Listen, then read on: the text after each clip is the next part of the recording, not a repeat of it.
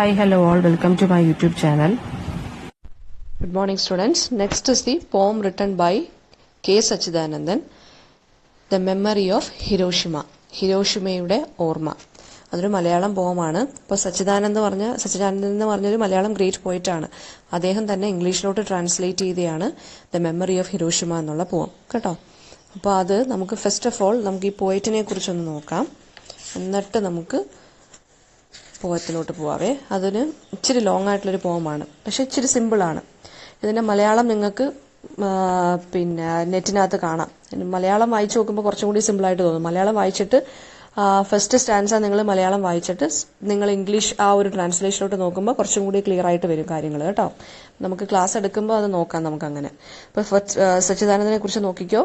Sachidanandan is A bilingual പോയിറ്റ് ആണ്. Bilingual പോയിറ്റ് എന്ന് വെച്ച് കഴിഞ്ഞാൽ എന്താണ്? Who writes in both in English and as well S Malayalam. Okay. And he's A critique ആണ്, പിന്നെ നിരൂപകനാണ്, പ്ലേ റൈറ്റ് ആണ്, എന്ന് വെച്ചാൽ ഡ്രാമാസ് പ്ലേസ് ഒക്കെ ഒരുപാട് എഴുതിയിട്ടുണ്ട്. ആൻഡ് എഡിറ്റർ ആണ്, കോളംനിസ്റ്റ് ആണ്. കോളംനിസ്റ്റ് എന്ന് വെച്ച് കഴിഞ്ഞാൽ എന്താണ്? ന്യൂസ് പേപ്പറിൽ ഓരോ കോളംസിലൊക്കെ എഴുതുന്ന ആളാണ് അദ്ദേഹം. And as well as he's an editor ആണ്. And who writes in English and Malayalam. Okay. So he's a bilingual writer ആണ്. ബൈലിംഗ്വൽ റൈറ്റർ എന്ന് വെച്ച് കഴിഞ്ഞാൽ 2 ലാംഗ്വേജിൽ എഴുതുന്ന ആള്. Okay. And he was born in Pullut, അത് തൃശൂർ ഡിസ്ട്രിക്റ്റിൽ കേരളത്തിലെ പുല്ലൂട്ട് എന്ന് പറഞ്ഞ സ്ഥലത്താണ് ഇദ്ദേഹം ജനിച്ചത്.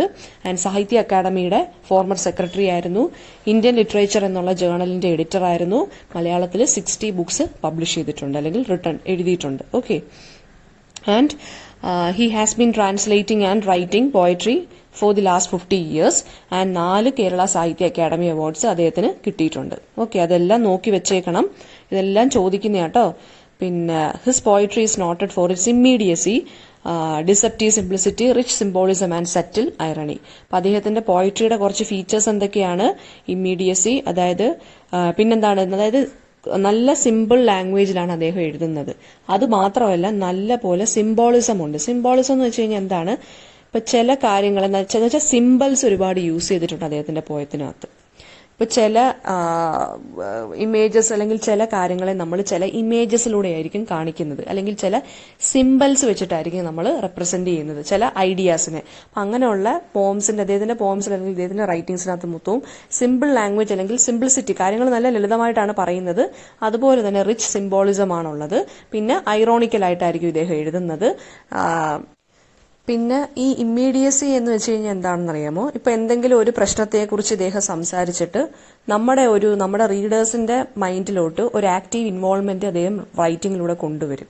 അതായത് ഉടനടി എന്തെങ്കിലും ഒരു ആക്ഷൻ എടുക്കുക, അല്ലെങ്കിൽ ഉടനെ തന്നെ ഒരു പെട്ടെന്നുള്ളൊരു ഇമ്മീഡിയറ്റ് ഇഫക്റ്റ് നമ്മുടെ മൈൻഡിൽ അദ്ദേഹത്തിന്റെ വർക്ക്സ് കൊണ്ടുവരും. അതായത് നമ്മുടെ റീഡേഴ്സിന്റെ ഭാഗത്ത് നിന്നൊരു ആക്റ്റീവ് ഇൻവോൾവ്മെന്റ് അദ്ദേഹത്തിന്റെ അദ്ദേഹത്തിന്റെ വർക്ക്സ് വായിച്ചു നോക്കിയാൽ അദ്ദേഹത്തിന്റെ വർക്ക്സ് അല്ലെങ്കിൽ അദ്ദേഹത്തിന്റെ റൈറ്റിംഗ് സ്റ്റൈൽ എന്ന് പറയുന്നത് അങ്ങനെയാണ്. റൈറ്റിംഗ് സ്റ്റൈൽ അല്ലെങ്കിൽ ചില പോംസ് നമ്മൾ വായിച്ച് നോക്കിക്കഴിഞ്ഞാൽ നമ്മുടെ മൈൻഡിൽ പെട്ടെന്നൊരു ഇഫക്റ്റ് കൊണ്ടുവരാൻ സാധിക്കും, അല്ലെങ്കിൽ നമ്മളെ റീഡേഴ്സിനെ കുറച്ചും കൂടി ആക്റ്റീവ്ലി ഇൻവോൾവ് ആക്കി മാറ്റും. അതായത് അദ്ദേഹത്തിന്റെ വർക്ക് നമ്മൾ വായിച്ചു നോക്കുമ്പോൾ നമ്മൾ അറിയാതെ അതിനകത്ത് ഇൻവോൾവ് ആയി മാറിപ്പോവും, അതായത് ഇൻവോൾവ് ആയി മാറും നമ്മൾ.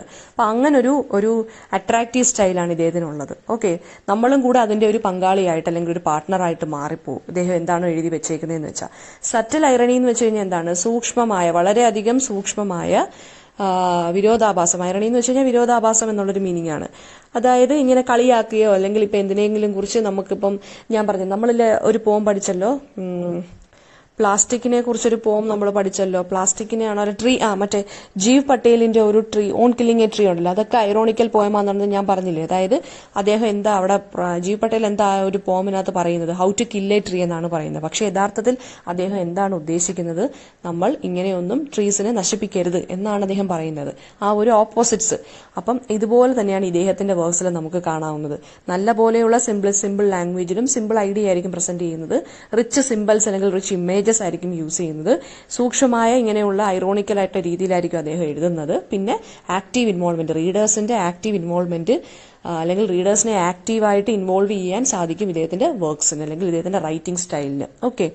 ആൻഡ് എൻവയോൺമെന്റൽ ഇഷ്യൂസിലും ഹ്യൂമൻ റൈറ്റ്സിന്റെ കാര്യത്തിലും ജെൻഡർ ഈക്വാളിറ്റിയുടെ കാര്യത്തിലൊക്കെയാണ് ഇദ്ദേഹത്തിന്റെ പോംസ് മോസ്റ്റ്ലി ഡീൽ ചെയ്യുന്നത്. ഓക്കെ, എൻവയോൺമെന്റൽ ഇഷ്യൂസ് ഉണ്ട്, ഹ്യൂമൻ റൈറ്റ്സ് മനുഷ്യന്റെ അവകാശങ്ങളെ കുറിച്ചുണ്ട്, പിന്നെന്താണ് ജെൻഡർ ഇക്വാളിറ്റി, അതായത് സ്ത്രീ പുരുഷ ആ ഒരു ഇക്വാളിറ്റിയെ കുറിച്ചും ഒക്കെയാണ് ഇദ്ദേഹത്തിന്റെ പോംസിനകത്ത് പറയുന്നത്. And he is noted for his coinage of the term പെണ്ണെഴുത്ത് for women's writing in Malayalam. അതായത് പെണ്ണെഴുത്ത് എന്നുള്ള ഒരു വേർഡ് എന്ന് പറയുന്നത് ഇദ്ദേഹം കോയിൻ ചെയ്തെടുത്തതാണ്, സച്ചിദാനന്ദനാണ് കോയിൻ ചെയ്തെടുത്തത്. ആ വാക്ക് ഫോം ചെയ്ത് സച്ചിദാനന്ദനാണ്. പെണ്ണെഴുത്ത് എന്ന് വെച്ച് കഴിഞ്ഞാൽ എന്താ മീനിങ്? വിമൻ റൈറ്റേഴ്സ് അല്ലെങ്കിൽ women's writing in Malayalam. Okay, സ്ത്രീകളുടെ മലയാളത്തിലെ എഴുത്തിനെയാണ് അല്ലെങ്കിൽ സ്ത്രീകളുടെ എഴുത്തിനെയാണ് പെണ്ണെഴുത്ത് എന്നുള്ള വാക്ക് ഇദ്ദേഹമാണ് കോയിൻ ചെയ്തത്. പിന്നെ ജർമ്മൻ ക്രിട്ടിക്കായ വൂൾഫ്ഗാൻ കുബിൻ അയാൾ എന്താണ് പറഞ്ഞത്? സച്ചിദാനന്ദൻ ഒരു കോസ്മോപൊളിറ്റൻ പോയിട്ടായിട്ടാണ് കൺസിഡർ ചെയ്യുന്നത്. കോസ്മോപൊളിറ്റൻ പോയിറ്റ് എന്ന് വെച്ച് കഴിഞ്ഞാൽ എന്താണ് ഗ്ലോബലി റിനൗൺഡ് ആയിട്ടുള്ള ഒരു റൈറ്റർ അല്ലെങ്കിൽ ഒരു ഗ്ലോബൽ ആർട്ടിസ്റ്റ് അല്ലെങ്കിൽ ഒരു ഗ്ലോബൽ റൈറ്റർ എന്നാണ് കോസ്മോപൊളിറ്റൻ എന്ന് വെച്ച് കഴിഞ്ഞാൽ മീനിങ്. ഗ്ലോബൽ റൈറ്റർ ആയിട്ടാണ് നമ്മുടെ ഒരു ജർമ്മൻ ക്രിട്ടിക്കായ വോൾഫ്ഗാൻ ക്യുബിൻ ആരെക്കുറിച്ച് പറഞ്ഞത്? സച്ചിദാനന്ദനെ കുറിച്ച് പറഞ്ഞത്.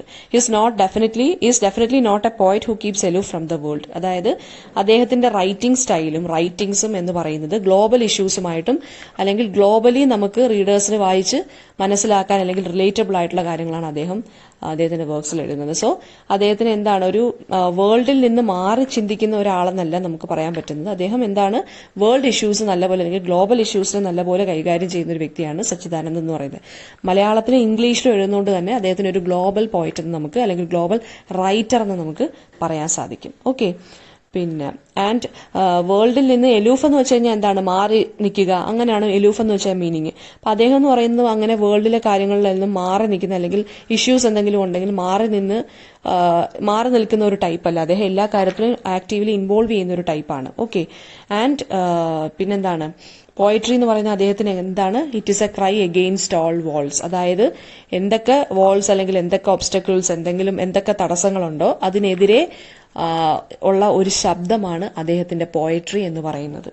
Okay, and it is his cosmopolitanism that makes Satchidanandan interesting beyond India. അതായത് ഗ്ലോബൽ റൈറ്റർ ആയതുകൊണ്ട് അദ്ദേഹം 2 ലാംഗ്വേജിലും എഴുതുന്നതുകൊണ്ടും ഇംഗ്ലീഷ് ലാംഗ്വേജിൽ എഴുതുന്നതുകൊണ്ടും ഇദ്ദേഹത്തിന് ഒരു വൈഡ് റീഡർഷിപ്പ് ഉണ്ട്. അതായത് ഗ്ലോബലി ഇദ്ദേഹത്തിന് നല്ലൊരു ഗ്ലോബൽ റൈറ്റർ എന്ന് നമുക്ക് പറയാം. കാരണം എന്തെങ്കിലും ഇഷ്യൂസ് ഉണ്ടെങ്കിലും അദ്ദേഹത്തിന്റെ വർക്കിനകത്ത് അതിനെക്കുറിച്ച് എഴുതുകയും അതിനെക്കുറിച്ച് ആർട്ടിക്കിൾസോ അല്ലെങ്കിൽ പോംസ് എഴുതുകയും ഇതുപോലെ തന്നെ എന്തെങ്കിലും തടസ്സങ്ങളോ കാര്യങ്ങളോ പ്രശ്നങ്ങളോ ഉണ്ടെങ്കിൽ അതിനെതിരെ വോയിസ് ഔട്ട് ചെയ്യുന്ന ഒരു റൈറ്ററാണ്. So he's a global writer എന്ന് നമുക്കൊരു സംശയമില്ലാതെ തന്നെ നമുക്ക് പറയാം. Okay, so this poem memory of ഹിരോഷിമയുടെ ഓർമ്മ എന്ന് പറഞ്ഞ് മലയാളത്തിൽ എഴുതിയിട്ടുള്ളതാണ്. ഓക്കെ, അപ്പൊ ഈ memory of Hiroshima was written in the wake of the local people struggle against setting up a nuclear reactor with USSR's cooperation at Peringome village of Kerala's Kannur district.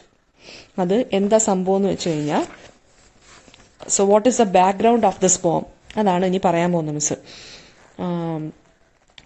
നമ്മുടെ കണ്ണൂരില് പെരിങ്ങോം എന്ന് പറഞ്ഞ സ്ഥലത്ത് ഒരു ന്യൂക്ലിയർ പവർ പ്ലാന്റ് കൊണ്ടുവരാൻ ഗവൺമെന്റ് പ്ലാൻ ഇട്ടു. USSRന്റെ അതായത് നമ്മുടെ ഒരു ന്യൂക്ലിയർ പവർ പ്ലാന്റ് കൊണ്ടുവരാൻ വേണ്ടി പ്ലാൻ ഇട്ടു നമ്മുടെ ഗവൺമെന്റ്.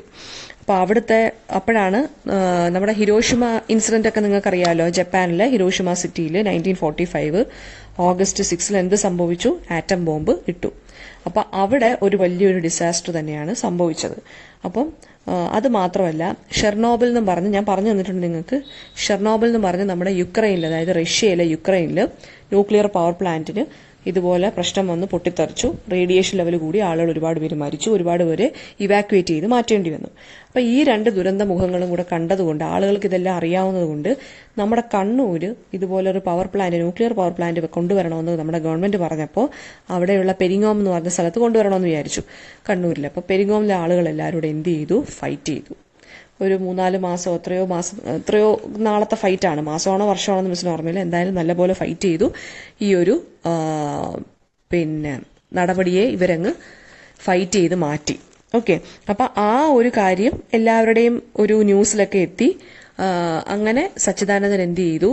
ഇതിനെക്കുറിച്ചൊരു പോം എഴുതാമെന്ന് വിചാരിച്ചു. അതായത് ഈ കണ്ണൂരിലെ ആളുകൾ, ഈ പെരിങ്ങോം വില്ലേജിലെ ആളുകൾ പിന്നെ ഈ ഫൈറ്റ് ചെയ്ത് ഈ ഒരു നടപടിയെ മൊത്തത്തിൽ പൂർണ്ണമായിട്ടും ഫൈറ്റ് ചെയ്ത് മാറ്റിയതുകൊണ്ട് ഇദ്ദേഹത്തിന് അത് ഇഷ്ടപ്പെട്ടുകൊണ്ട് അവിടുത്തെ നിവാസികൾക്ക്, അതായത് അവിടെയുള്ള പെരിങ്ങോമിലെ വില്ലേജേഴ്സിന് സപ്പോർട്ട് ചെയ്തുകൊണ്ട് എഴുതിയ ഒരു പോമാണ് ഇത്. അപ്പം ചെറിയ ഒരു നമ്മുടെ സ്റ്റേറ്റിനെ പോലുള്ള കേരളത്തിലെ ഒരു കണ്ണൂർ ഡിസ്ട്രിക്റ്റിലെ ഒരു വില്ലേജിലുള്ള കുറച്ച് ആളുകൾ ലോകത്ത് നടന്ന ആ രണ്ട് ദുരന്തങ്ങളെ കുറിച്ച് അറിഞ്ഞതുകൊണ്ട് അവരെന്ത് ചെയ്തു, ഇതിനെതിരെ ഫൈറ്റ് ചെയ്ത് മാറ്റി. ഗവൺമെന്റ് കൊണ്ടുവരാനിരുന്ന പോളിസിയാണ്. അപ്പം അവരതിനെ ഫൈറ്റ് ചെയ്ത് മാറ്റി. അതിന്റെ ആ ഒരു കറേജിയസ്നെസ്സിനെ സപ്പോർട്ട് ചെയ്തുകൊണ്ടാണ്, ആളുകളുടെ ആ ഒരു കറേജിയസ്നെസ്സിനെ സപ്പോർട്ട് ചെയ്തുകൊണ്ടാണ് നമ്മുടെ സച്ചിദാനന്ദൻ ഈ ഒരു പോം എഴുതിയത്. ഓക്കെ, ഇതാണ് അതിന്റെ ബാക്ക്ഗ്രൗണ്ട് എന്ന് പറയുന്നത്. ആൻഡ് ഈ ഒരു കാര്യം എന്ന് പറയുന്നത് പിന്നെ ഒരുപാട് ഇഷ്യൂസിന്, അതായത് നമ്മുടെ സൈലന്റ് വാലി മൂവ്മെന്റിനെ കുറിച്ചാണെങ്കിലും, കേരളത്തിലെ സൈലന്റ് വാലി മൂവ്മെന്റിനെ കുറിച്ചാണെങ്കിലും, അതുപോലെ തന്നെ ഈ ഷെർണോബിൾ ന്യൂക്ലിയർ ഡിസാസ്റ്റർ 1986 യുക്രൈനിൽ നടന്നത്. ന്യൂക്ലിയർ പവർ പ്ലാന്റ് പൊട്ടിത്തെറിച്ചു. അവിടുത്തെ ഒരു റിയാക്ടറിന് പ്രശ്നം ഉണ്ടായത് പൊട്ടി. പിന്നെ ഇതെല്ലാം എന്താ പറയുന്നത്, ഈ ഒരു എന്നുവെച്ചാൽ ഇവിടുത്തെ ആളുകൾക്ക് എങ്ങനെ കിട്ടി ഈ ഒരു ധൈര്യം, അല്ലെങ്കിൽ ഇതിനെതിരെ ഫൈറ്റ് ചെയ്യണമെന്ന് എങ്ങനെ അവർക്ക് മനസ്സിലായത്? ഇതുപോലെ വേറെ ദുരന്തങ്ങളൊക്കെ അവിടെ ഇവിടെ ലോകത്തൊക്കെ സംഭവിച്ചതുകൊണ്ട് അവർ ആ ന്യൂസൊക്കെ അറിഞ്ഞതുകൊണ്ടാണ് അവരിതിനെതിരെ ഫൈറ്റ് ചെയ്ത് ഇത് മാറ്റിയത്.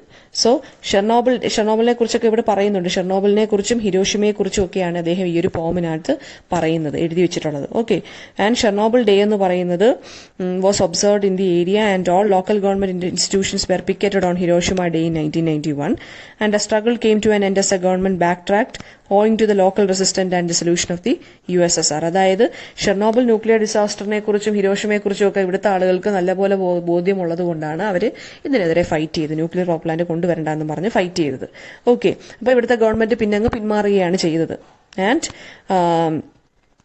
എന്താണ് സച്ചിദാനന്ദന്റെ പോയം എന്ന് പറയുന്നത് നമ്മുടെ ആ ഒരു റേഡിയോ ആക്റ്റീവ് പൊല്യൂഷനെ കുറിച്ചും അതിന്റെ ഹൊറേഴ്സിനെ കുറിച്ചും, അതായത് റേഡിയോ ആക്റ്റീവ് പൊല്യൂഷൻ മൂലം ഉണ്ടായ ഡാമേജിനെ കുറിച്ചും, പിന്നെ ഹിരോഷിമയിലും ചെർണോബിലും നടന്ന ആ ഒരു ദുരന്തത്തിനെയും കണ്ടുകൊണ്ട് ഇവിടുത്തെ ആളുകളുടെ ആ ഒരു ധൈര്യപരമായ ഈ ഒരു ഫൈറ്റിനെയും പ്രകീർത്തിച്ചുകൊണ്ടാണ് അദ്ദേഹം ഈ ഒരു പോയം എഴുതിയേക്കുന്നത്. ഓക്കെ, അപ്പോൾ പെരിങ്ങോമിലെ ജനങ്ങൾക്ക് ഒരു സോളിഡാരിറ്റി പ്രഖ്യാപിച്ചുകൊണ്ട്, അതായത് അദ്ദേഹവും ഒപ്പമുണ്ട് ഈ ഒരു ഫൈറ്റിൽ എന്നുള്ള സപ്പോർട്ടിനെയും കൂടെ കാണിച്ചുകൊണ്ടാണ് അദ്ദേഹം ഈ ഒരു പോം എഴുതിയത്. ഓക്കെ, സോ ഓർഡിനറി പീപ്പിളിന് ഒരു വോയിസ് കൊടുക്കുക എന്നുള്ളതാണ് ഈ ഒരു പോം വഴി അദ്ദേഹം കാണിക്കുന്നത്. ഓർഡിനറി പീപ്പിൾ എന്ന് വെച്ച് കഴിഞ്ഞാൽ വെറും കുറച്ച് ഗ്രാമത്തിലെ ആളുകൾ ഫൈറ്റ് ചെയ്തിട്ടാണ് ഇത്രയും വലിയൊരു പ്രോജക്റ്റ് അവിടെ അവിടുത്തെ ആളുകൾ റിജക്ട് ചെയ്തത്, അല്ലേ?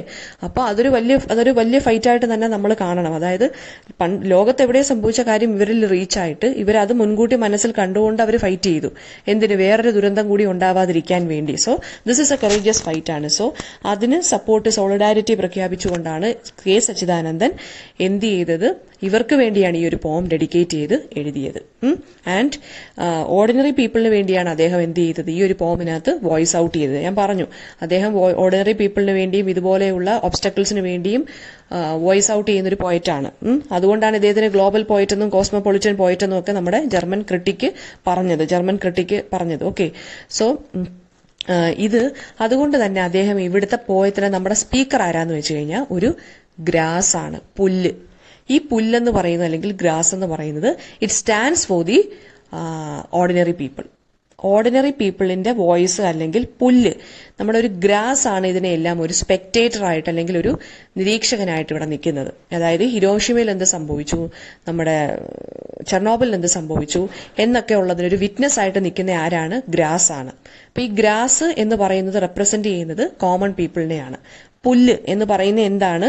അതൊരു ഓർഡിനറി ആയിട്ടുള്ളൊരു കാര്യമാണ്, അല്ലേ? അത് നമ്മുടെ അഗ്രികൾച്ചർ അല്ലെങ്കിൽ നമ്മുടെയൊക്കെ ലാൻഡിൽ അല്ലെങ്കിൽ നമ്മുടെയൊക്കെ പിന്നെ ഭൂമിയിലൊക്കെ കാണപ്പെടുന്ന ഒരു സാധാരണ ഒരു എന്താ പറയുക, ഒരു യൂസ്ലെസ് ആയിട്ടുള്ളൊരു കാര്യമാണ് പുല്ലെന്ന് പറയുന്നത്. സോ അത് നമ്മുടെ ഓർഡിനറി പീപ്പിളിന്റെ ലൈഫുമായിട്ട് നല്ല കണക്റ്റഡ് ആയിട്ട് നിൽക്കുന്ന കാര്യമാണ്. പ്രത്യേകിച്ച് വില്ലേജ് പീപ്പിളിന്റെ ലൈഫുമായിട്ട് കുറച്ചും കൂടി കണക്റ്റഡ് ആയിട്ട് നിൽക്കുന്ന ഒരു സിമ്പലാണ് ഗ്രാസ് എന്ന് പറയുന്നത്. സോ ഗ്രാസ് എന്ന് പറയുന്നത് it represents the ordinary people's life അല്ലെങ്കിൽ ordinary people. So the voice അല്ലെങ്കിൽ the main character in this character എന്നല്ല, ഒരു മെയിൻ വോയിസ് എന്ന് പറയുന്നത് ഈ ഒരു പോയത്തിലെ അല്ലെങ്കിൽ സ്പെക്ടേറ്റർ എന്ന് പറയുന്നത് ഗ്രാസ് ആണ്, പുല്ലാണ്. ഓക്കെ, പുല്ല് ആണ് ഇവിടുത്തെ വോയിസ് അല്ലെങ്കിൽ ഇവിടുത്തെ ഒരു സ്പെക്ടേറ്റർ അല്ലെങ്കിൽ സ്പീക്കർ എന്ന് പറയുന്നത് പുല്ലാണ്. അപ്പം ഈ പുല്ലെന്ന് പറയുന്നത് ഒരു മ്യൂട്ട് സ്പെക്ടേറ്റർ എന്ന് വെച്ച് കഴിഞ്ഞാൽ എന്താണ്? ഒരു സൈലന്റ് നിരീക്ഷകനായിട്ട് പുല്ല് ഇങ്ങനെ നിൽക്കുന്നതായിട്ടാണ് കാണിച്ചേക്കുന്നത്, ഒരു സിമ്പിളായിട്ടാണ് കാണിച്ചേക്കുന്നത്. അതായത് ഇവിടെ ഹിരോഷിമയിൽ എന്ത് സംഭവിച്ചപ്പോഴും നമ്മുടെ ചെർണോബിൽ എന്ത് സംഭവിച്ചപ്പോഴും ഇതെല്ലാം മുൻകൂട്ടി കണ്ടൊരു ഒരു ഇമേജ് ആയിട്ട് അല്ലെങ്കിൽ ഒരു സിമ്പിളായിട്ടാണ് പുല്ലിനെ ഇവിടെ ചിത്രീകരിച്ച് വെച്ചേക്കുന്നത്. അപ്പൊ പുല്ലൊരു മ്യൂട്ട് സ്പെക്ടേറ്റർ അല്ലെങ്കിൽ ഗ്രാസ് എന്ന് പറയുന്നത് ഈ ഒരു പോയത്തിനകത്ത് ഒരു മ്യൂട്ട് സ്പെക്ടേറ്റർ ആണ്. ഗ്രാസ് ആണ് ഈ ഒരു പോയത്തിനകത്ത് സ്പീക്കപ്പ് ചെയ്യുന്നത്. അതായത് ഇവിടെ ഇങ്ങനെയൊക്കെ സംഭവിച്ചപ്പോൾ ഞാനൊരു മ്യൂട്ട് സ്പെക്ടേറ്ററിനെ പോലെ അത് നോക്കി നിന്നു എന്നുള്ളൊരു മീനിങ് ആണ് ഇവിടെ ഗ്രാസിനുള്ളത്. അപ്പൊ ഗ്രാസ് ആണ് ഇവിടുത്തെ ഒരു മ്യൂട്ട് സ്പെക്ടേറ്റർ ആണ്. ഗ്രാസിന് സംസാരിക്കാനൊന്നും പറ്റില്ല, എല്ലാം വിറ്റ്നസ് ചെയ്ത് നിൽക്കാനേ പറ്റൂ അല്ലെ. അതെല്ലാം സാക്ഷ്യം വഹിച്ചത് ആരാണ്? ഗ്രാസ് ആണ്. ഇങ്ങനെയുള്ള ദുരന്തങ്ങളെ സാക്ഷ്യം വഹിച്ചത് ഗ്രാസ് ആണ്. സോ ഗ്രാസ് ആണ് ഇവിടുത്തെ ഓർഡിനറി പീപ്പിളിനെ റെപ്രസെന്റ് ചെയ്ത് നിൽക്കുന്ന ഒരാള്. എന്നുവെച്ചാൽ ഓർഡിനറി പീപ്പിളിന് സത്യം പറഞ്ഞു കഴിഞ്ഞാൽ ഇങ്ങനെയുള്ള കാര്യങ്ങൾ വന്നു കഴിഞ്ഞാൽ ഫൈറ്റ് ചെയ്യാൻ പറ്റില്ല, പാടാണ്. അവർക്ക് വലിയ പവർഫുൾ ആയിട്ടുള്ള ആളുകളൊന്നും അല്ല ഗ്രാമപ്രദേശത്തുള്ള ആളുകൾ എന്ന് പറയുന്നത്. സോ അതുകൊണ്ടാണ് പോയിറ്റ് എന്ത് ചെയ്ത് ഗ്രാസ് എന്ന് പറഞ്ഞൊരു ഇമേജ് വെച്ചിട്ട് റെപ്രസെന്റ് ചെയ്ത് ഓർഡിനറി പീപ്പിളിനെ. ഓക്കെ, സോ നേച്ചറിനെതിരെ ഹ്യൂമാനിറ്റിക്കെതിരെയും ഒക്കെ ഇത്രയും അധികം ക്രൈംസ് വന്നപ്പോൾ, അതായത് ഈ ന്യൂക്ലിയർ പവർ പ്ലാന്റ്, ഈ ആറ്റം ബോംബ്, ഇങ്ങനെയുള്ള കാര്യങ്ങളൊക്കെ വന്നപ്പോൾ, അതിന്റെ ആ ഒരു ഡാമേജ് ഒക്കെ വന്നപ്പോൾ അത് ആർക്കെതിരെയാണ്? നേച്ചറിന്, ഹ്യൂമാനിറ്റിക്ക് എതിരെയാണ്. സോ ഈ ദുരന്തങ്ങളെല്ലാം കണ്ട ഏക സാക്ഷി എന്ന് പറയുന്നത് ആരാണ്? ഈ പുല്ല് അല്ലെങ്കിൽ പക്ഷികള്, മൃഗങ്ങള്, ട്രീസ്, സ്കൈ, ഇങ്ങനെയുള്ള നേച്ചറുമായിട്ട് റിലേറ്റഡ് ആയിട്ടുള്ള ആളുകളാണ്. അവർക്കൊന്നും സംസാരിക്കാൻ സാധിക്കില്ല. അവരെല്ലാതെല്ലാം എന്താണ്? മ്യൂട്ട് സ്പെക്ടേറ്റേഴ്സിനെ പോലെ വാച്ച് ചെയ്തുകൊണ്ടിരിക്കുകയാണ്. സോ അതിലൊരാളെ, അതായത് പുല്ലിനെ, ഗ്രാസിനെയാണ് ഇവിടെ നമ്മുടെ പോയിന്റ് സെലക്ട് ചെയ്തേക്കുന്നത്. സോ ദിസ് ഗ്രാസ് എന്ന് പറയുന്നത് റിപ്രസെന്റ്സ് ഓർഡിനറി പീപ്പിൾസ് ലൈഫ് അല്ലെങ്കിൽ ഓർഡിനറി പീപ്പിൾ. അവര് ഇപ്പൊ എന്തെങ്കിലും, ഇപ്പൊ നമ്മുടെ സ്ഥലത്ത്, രാജ്യത്ത് തന്നെ എന്തെങ്കിലും ഒരു കലാമിറ്റിയോ അല്ലെങ്കിൽ ഫ്ലഡോ എന്തെങ്കിലും ഒരു വിഷയം നടന്നു കഴിഞ്ഞാൽ ഏറ്റവും കൂടുതൽ എഫക്ട് ചെയ്യുന്ന ആരെയാണ്? ഓർഡിനറി പീപ്പിളിനെയാണ് അല്ലെ. അവർക്കൊന്നും അങ്ങോട്ട് ഫൈറ്റ് ചെയ്യാനോ വാതുറന്ന് ഫൈറ്റ് ചെയ്യാനോ അല്ലെങ്കിൽ പ്രശ്നം ഉണ്ടാക്കാനോ സാധിക്കില്ല. ആ ഒരു ഹെൽപ്ലെസ്നെസ്സിനെയാണ് അദ്ദേഹം ഇവിടെ പുല്ലിനകത്ത് കാണിച്ചേക്കുന്നത്. അപ്പൊ അതാ ഞാൻ മിസ് പറഞ്ഞത്, സിംബോളിസം എന്ന് പറഞ്ഞൊരു കാര്യം അദ്ദേഹത്തിന്റെ പോംസിനകത്ത് വരുമെന്ന്. അപ്പൊ ഇവിടെ ഗ്രാസ് ആണ് ഒരു സിംബൽ, ഒരു മ്യൂട്ട് സ്പെക്ടേറ്റർ അല്ലെങ്കിൽ grass represents the ordinary people's life അല്ലെങ്കിൽ ഓർഡിനറി പീപ്പിൾ.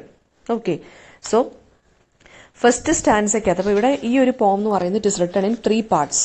ഫസ്റ്റ് പാർട്ട് എന്ന് പറയുന്നത് എനിക്ക് തോന്നുന്നു ഹിരോഷിമയെ കുറിച്ചാണെന്ന് തോന്നുന്നു പറയുന്നത്.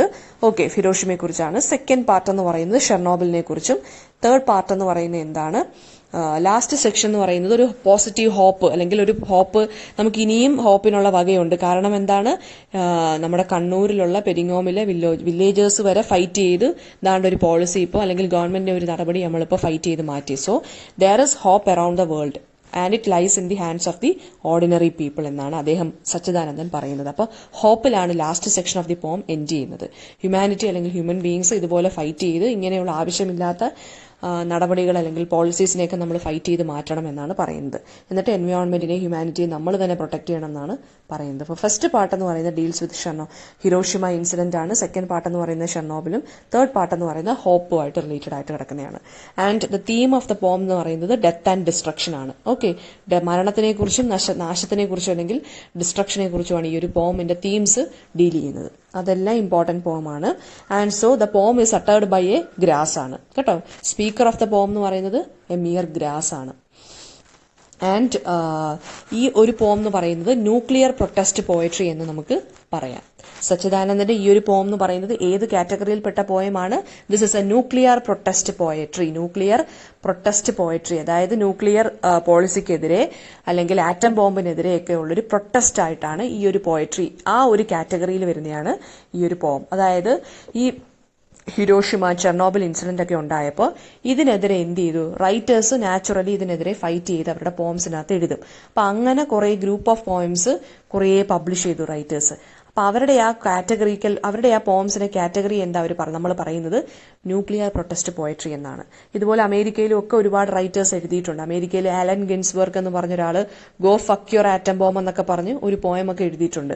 സോ അതേ ഗണത്തിൽപ്പെട്ട ഒരു പോയമാണ് അല്ലെങ്കിൽ ഒരു പോമാണ് ന്യൂക്ലിയർ പ്രൊട്ടസ്റ്റ് പോയട്രിയിൽ പെടുന്ന ഒരു കാറ്റഗറിയിൽ പെടുന്ന ഒരു പോമാണ് കെ സച്ചിദാനന്ദന്റെ the memory of Hiroshima. And that is why he has translated it into English. ഷെർണോബിലിനെ കുറിച്ചും ഹിരോഷിമയെ കുറിച്ചും ഒക്കെ പറഞ്ഞതുകൊണ്ടാണ്, അതായത് ഇവിടെ കണ്ണൂര് നടന്ന ഈ ഒരു ഇൻസിഡന്റിനെ ലോകമെമ്പാടും അറിയിക്കാൻ വേണ്ടിയാണ് അദ്ദേഹം ഈ ഒരു പോം എഴുതിയത്. Okay, that is why he has translated his poem into English, and he himself has translated this Malayalam poem into English. ഹിരോഷിമയുടെ ഓർമ്മ എന്നാണ് മലയാളത്തിൽ പറയുന്നത് ഇതിനെ.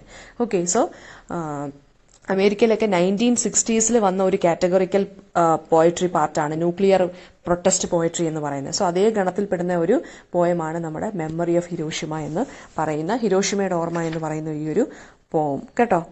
അപ്പോൾ അതൊന്ന് ഇമ്പോർട്ടൻ്റ് ആക്കി വെച്ചേക്കണം. ഇത്രയും പോയിന്റ്സ് മറക്കരുത്. ന്യൂക്ലിയർ പ്രൊട്ടസ്റ്റ് പോയട്രി എന്നൊക്കെ പറയുന്ന ഒരു എക്സ്ട്രാ പോയിന്റ് ആണ്. ഇതൊക്കെ എഴുതണം കേട്ടോ. നമുക്ക് നല്ല മാർക്കൊക്കെ നമുക്ക് വേണമെങ്കിൽ എസ്ഐക്കൊക്കെ നല്ല മാർക്ക് മേടിക്കാം ഈ പോയിന്റ്സ് ഒക്കെ എഴുതി അണ്ടർലൈൻ ചെയ്തിട്ട് കഴിഞ്ഞാൽ. ഹിരോഷിമയുടെ ഓർമ്മ ഇതൊക്കെ എഴുതിക്കോണം നിങ്ങൾ. അലൻ ഗിൻസ്ബർഗ് എന്ന് പറയുന്ന പോയറ്റ്സ് ഒക്കെ ന്യൂക്ലിയർ പ്രൊട്ടസ്റ്റ് പോയട്രി ഒക്കെ എഴുതിയിട്ടുള്ള ആളാണ്. അയാളുടെ ഞാൻ പഠിപ്പിക്കുമ്പോൾ പറയാം, അദ്ദേഹത്തിന്റെ ഒരു സ്റ്റാൻസ ലൈനാണ് go fuck your atom bomb എന്ന് പറഞ്ഞ് പറയുന്നത്. അതായത് ആറ്റം ബോംബ് ഒന്നും വേണ്ട, ഇതുപോലെയുള്ള കാര്യങ്ങളൊന്നും നമുക്ക് വേണ്ട എന്ന് പറയുന്ന ഒരു കാര്യമാണ്, ആ ഒരു ലൈനാണത്. അപ്പം ഓക്കെ, ഗ്രാസ് ആണ് സ്പീക്കർ, ദെൻ ഷെർണോബിൾ, ഹിരോഷിമ, പിന്നെ ലാസ്റ്റ് ഹോപ്പിനെ കുറിച്ചാണ് പറയുന്നത്. 3 സെക്ഷൻസ് ആണുള്ളത്. ആൻഡ് തീംസ് എന്ന് പറയുന്നത് ഡെത്ത് ആൻഡ് ഡിസ്ട്രക്ഷൻ ആണ്. ഓക്കെ, സോ ഇനി നമുക്ക് പോവാം. ഈ പോം എഴുതിയതും ഹിരോഷിമ ഡേയുടെ അന്നാണ്. 1991 ഈ ഒരു പോം എഴുതിയത്. And this poem is dedicated to the people of Peringome, അതായത് വില്ലേജ് പീപ്പിൾ ഓഫ് പെരിങ്ങോമിന് വേണ്ടിയാണ്. കണ്ണൂർ ഡിസ്ട്രിക്റ്റിലെ പെരിങ്ങോമിലെ ആളുകൾക്ക് വേണ്ടിയാണ്, അവരുടെ ഫൈറ്റിനെതിരെ അല്ലെങ്കിൽ ഫൈറ്റിനെ സപ്പോർട്ട് ചെയ്തുകൊണ്ട് എഴുതിയ ഒരു പോമാണിത്. അവരുടെ ആ ഫൈറ്റ് കണ്ടിട്ട് ഇഷ്ടപ്പെട്ട് ഇദ്ദേഹം സപ്പോർട്ട് പ്രഖ്യാപിച്ചു. ആ ഒരു സപ്പോർട്ടാണ് അല്ലെങ്കിൽ ഒരു സോളിഡാരിറ്റി പ്രഖ്യാപിച്ചപ്പോൾ എഴുതിയ ഒരു പോമാണ് the memory of Hiroshima. Okay, അപ്പൊ അവിടെ ഒരു ന്യൂക്ലിയർ റിയാക്ടർ കൊണ്ടുവരാനിരുന്നു നമ്മുടെ ഗവൺമെന്റ് USSRുമായിട്ടൊക്കെ ചേർന്ന്. സോ അതിനെതിരെ ഫൈറ്റ് ചെയ്ത് ആളുകൾ ഫൈറ്റ് ചെയ്ത് വിജയിച്ചു. അത് കൊണ്ടുവരണ്ടെന്ന് പറഞ്ഞു. അങ്ങനെ ആ ഒരു പ്രോജക്റ്റ് അവിടെ നടന്നില്ല. അതിനെ വേണ്ടി സപ്പോർട്ട് ചെയ്ത് എഴുതിയ ആ ഒരു കറേജിയസ് ആക്ടിനെ സപ്പോർട്ട് ചെയ്ത് എഴുതിയ പോയമാണ് ഇത്. ഓക്കെ, സോ ദിസ് പോം was written on Hiroshima day 1991. So okay, അപ്പൊ ഈ ജാപ്പനീസ് ടൈമിൽ ജപ്പാനിലെ, അതായത് ഹിരോഷിമ എന്ന് പറഞ്ഞ ജപ്പാനിലെ ഒരു സിറ്റിയാണ്. അവിടെ ആറ്റം ബോംബ് ഇട്ട ആരാണ്? അമേരിക്കക്കാരാണ് കേട്ടോ. 1945 ഓഗസ്റ്റ് 6 അതുപോലെ തന്നെയാണ് അതുപോലല്ല, ഇത് ന്യൂക്ലിയർ പവർ പ്ലാന്റ്, അതാണ് ഷെർണോബിലിന്റെ ഇൻസിഡന്റ്. ന്യൂക്ലിയർ പവർ റിയാക്ടറിൽ ഒരു എന്തോ പൊട്ടിത്തെറി സംഭവിച്ചു. അങ്ങനെ റേഡിയേഷൻ കൂടി. ഞാൻ ഇതിന്റെ കാര്യമൊക്കെ പറഞ്ഞു തന്നിട്ടുണ്ട് നേരത്തെ ചാപ്റ്ററിനകത്ത്. ഓക്കെ, അപ്പൊ ഫസ്റ്റ് നോക്കിക്കോ. We grass, no storm can break. Survivors of rabbit, earthquakes and revolutions, silent witnesses to murderous crimes, say no more. We grass എന്നാണ്, അതായത് ഞങ്ങൾ. ഗ്രാസ് എന്ന് പറയുന്നത് എന്താണ്? കോമൺ പീപ്പിളിനെയാണ് ഇവിടെ പറയുന്നത്. We grass, no storm can break, അല്ലെ? അതായത് പുല്ലിനെ ഒരിക്കലും നമുക്കൊരു സ്റ്റോമിനും ബ്രേക്ക് ചെയ്യാൻ പറ്റില്ല. കാരണം എന്താണ്? അത് എർത്തിനോട് ചേർന്ന് കിടക്കുന്ന ആളാണ് പുല്ലെന്ന് പറയുന്നത്. അതേപോലെ തന്നെയാണ് നമ്മുടെ ഈ ആളുകളും. ആര്? ഈ കണ്ണൂരിലെ പെരിങ്ങോമിലെ ആളുകളും. സോ വി ഗ്രാസ്, അതായത് കോമൺ പീപ്പിളിനെ കുറിച്ച് പറയുവാണ്. ദിസ് കോമൺ പീപ്പിളിനെ എന്താണ്? ഒരു സ്റ്റോമിനും ബ്രേക്ക് ചെയ്യാൻ പറ്റില്ല, ഒരു കൊടുങ്കാറ്റിനും ബ്രേക്ക് ചെയ്യാൻ പറ്റില്ല. ഗ്രാസിനെയും പുല്ലിനെയും ഒരു കൊടുങ്കാറ്റിനും ബ്രേക്ക് ചെയ്യാൻ പറ്റില്ല, അല്ലെ? അത് എർത്തിനോട് ചേർന്ന് ഫേം ആയിട്ട് ഹോൾഡ് ചെയ്ത് നിൽക്കുന്ന ഒരു കാര്യമാണ്. And we are the survivors of rabbits, earthquakes and revolutions, silent witnesses to murderous crimes. അതായത് ഒരു റാബിറ്റിന് പോലും എന്താണ്? ഞങ്ങൾ റാബിറ്റിനെ പോലും അതിജീവിച്ച് നിൽക്കുന്നവരാണ്. റാബിറ്റ് എന്ന് വെച്ച് കഴിഞ്ഞാൽ ഇവിടെ ഉദ്ദേശിക്കുന്നത് വേണമെന്നുണ്ടെങ്കിൽ നിങ്ങൾക്ക് പറയാം, ഈ റാബിറ്റ് ഒക്കെ ഒരു സിമ്പിളാണ്. അതായത് ഞങ്ങളെ ആക്രമിക്കാൻ വരുന്ന എനിമീസിലെ പോലും ഞങ്ങൾ ഫൈറ്റ് ചെയ്ത് സർവൈവ് ചെയ്ത് നിൽക്കുന്ന ആളുകളാണ് ഞങ്ങൾ. അതായത് ഈ ഓർഡിനറി പീപ്പിൾ അല്ലെങ്കിൽ ഗ്രാസ് തിന്നുന്ന ആരാണ്? റാബിറ്റ്സ്. അങ്ങനെയുള്ള ജീവികളാണ്. സോ അങ്ങനെയുള്ള റാബിറ്റ്സിനെ പോലും അല്ലെങ്കിൽ ഞങ്ങളെ അങ്ങനെയുള്ള എനിമീസിനെ പോലും ഫൈറ്റ് ചെയ്ത് നിൽക്കുന്ന ആളുകളാണ് വി, ദ ഗ്രാസ്, അല്ലെങ്കിൽ the ordinary people or the common people. So we can resist an earthquake, or we can resist a storm, we can resist a revolution. എന്തുകൊണ്ടാണ്? Because we are the silent witnesses to murderous crimes. ഞങ്ങൾക്ക് എന്തിനെ വേണമെങ്കിലും നേരിട്ട് fight ചെയ്ത് നിൽക്കാം. കാരണം എന്താണ്? ഞങ്ങൾക്ക് ആ മനസ്സുറപ്പ് എവിടുന്നാണ് കിട്ടിയത്? Because we were mute witnesses അല്ലെങ്കിൽ silent witnesses to murderous crimes. ഞങ്ങൾ ഒരുപാട് ക്രൈംസ് കണ്ടിട്ടുണ്ട്. സോ ഞങ്ങൾക്ക് ഞങ്ങൾ ഒരുപാട് ക്രൈംസിനെ സൈലന്റ് ആയിട്ട് നേരിട്ട് കണ്ടിട്ടുള്ളവരാണ്, അല്ലെങ്കിൽ സൈലന്റ് ആയിട്ട് നേരിട്ട് കാണേണ്ടി വന്നവരാണ്. സോ ഞങ്ങളെ ഒരു സ്റ്റോമിനും, ഞങ്ങളെ ഒരു റെവല്യൂഷനും, ഒരു എർത്ത്ക്വേക്കിനും, ഒരു റാബിറ്റിനും അല്ലെങ്കിൽ ഒരു എനിമീസിനും പോലും ഞങ്ങളെ ഒന്നും ചെയ്യാൻ സാധിക്കില്ല. എന്ന് വെച്ച് കഴിഞ്ഞാൽ എന്താണ്? We are very powerful people എന്നാണ് പറയുന്നത്. Even though we are ordinary people or even though we are grass, ഞങ്ങൾ നല്ല സ്ട്രോങ് ആയിട്ടുള്ള കറേജിയസ് പീപ്പിൾ ആണ്. വി ആർ ബ്രേവ് പീപ്പിൾ എന്നാണ് പറയുന്നത്. സോ ഞങ്ങളെ ഒന്നും ചെയ്യാൻ സാധിക്കില്ല. സോ സേ നോ മോർ, ഇനി ഒന്നും വേണ്ട. അല്ലെങ്കിൽ ഇനി ഇങ്ങനെയുള്ള കാര്യങ്ങളൊന്നും വേണ്ട എന്നാണ് ആര് പറയുന്നത്? ഗ്രാസ് പറയുന്നത്. ഇനി നമുക്ക് അല്ലെങ്കിൽ ഇനി ഇങ്ങനെയുള്ള കാര്യങ്ങളൊന്നും വേണ്ട, ഇങ്ങനെയുള്ള ഹീനിയസ് ക്രൈംസോ അല്ലെങ്കിൽ മർഡറസ് ക്രൈംസോ ഒന്നും ഇനി വേണ്ട. We remember the Hiroshima. We എന്ന് പറയുന്നത് ഇവിടെ ആരാണ്? ദ ഗ്രാസ്, പുല്ല് അല്ലെങ്കിൽ common people. We remember the Hiroshima. ഞങ്ങൾ ഹിരോഷിമയെ കുറിച്ച് ഓർക്കുന്നു. ഇവിടെ വി എന്ന് പറയുന്നത് ഗ്രാസ് ആണ്. ഞാൻ പറഞ്ഞു, ഗ്രാസ് എന്ന് പറയുന്നത് ഇവിടെ റെപ്രസെന്റ് ചെയ്യുന്ന ആരെയാണ്? പെരിങ്ങോമിലെ ആളുകളെയാണ്, അതായത് ആ ഓർഡിനറി പീപ്പിളിനെയാണ്. സോ ഞങ്ങൾ ഹിരോഷിമയെ ഓർക്കുന്നു. ഹിരോഷിമയിൽ എന്താണ് സംഭവിച്ചതെന്ന് we are aware. Death descended like the spring in the valley with the light of a million suns. എന്ന് വെച്ച് കഴിഞ്ഞാൽ എന്താണ്? ഡെത്ത് എങ്ങനെയാണ് ഹിരോഷിമയിൽ പെട്ടെന്ന് വന്നത്?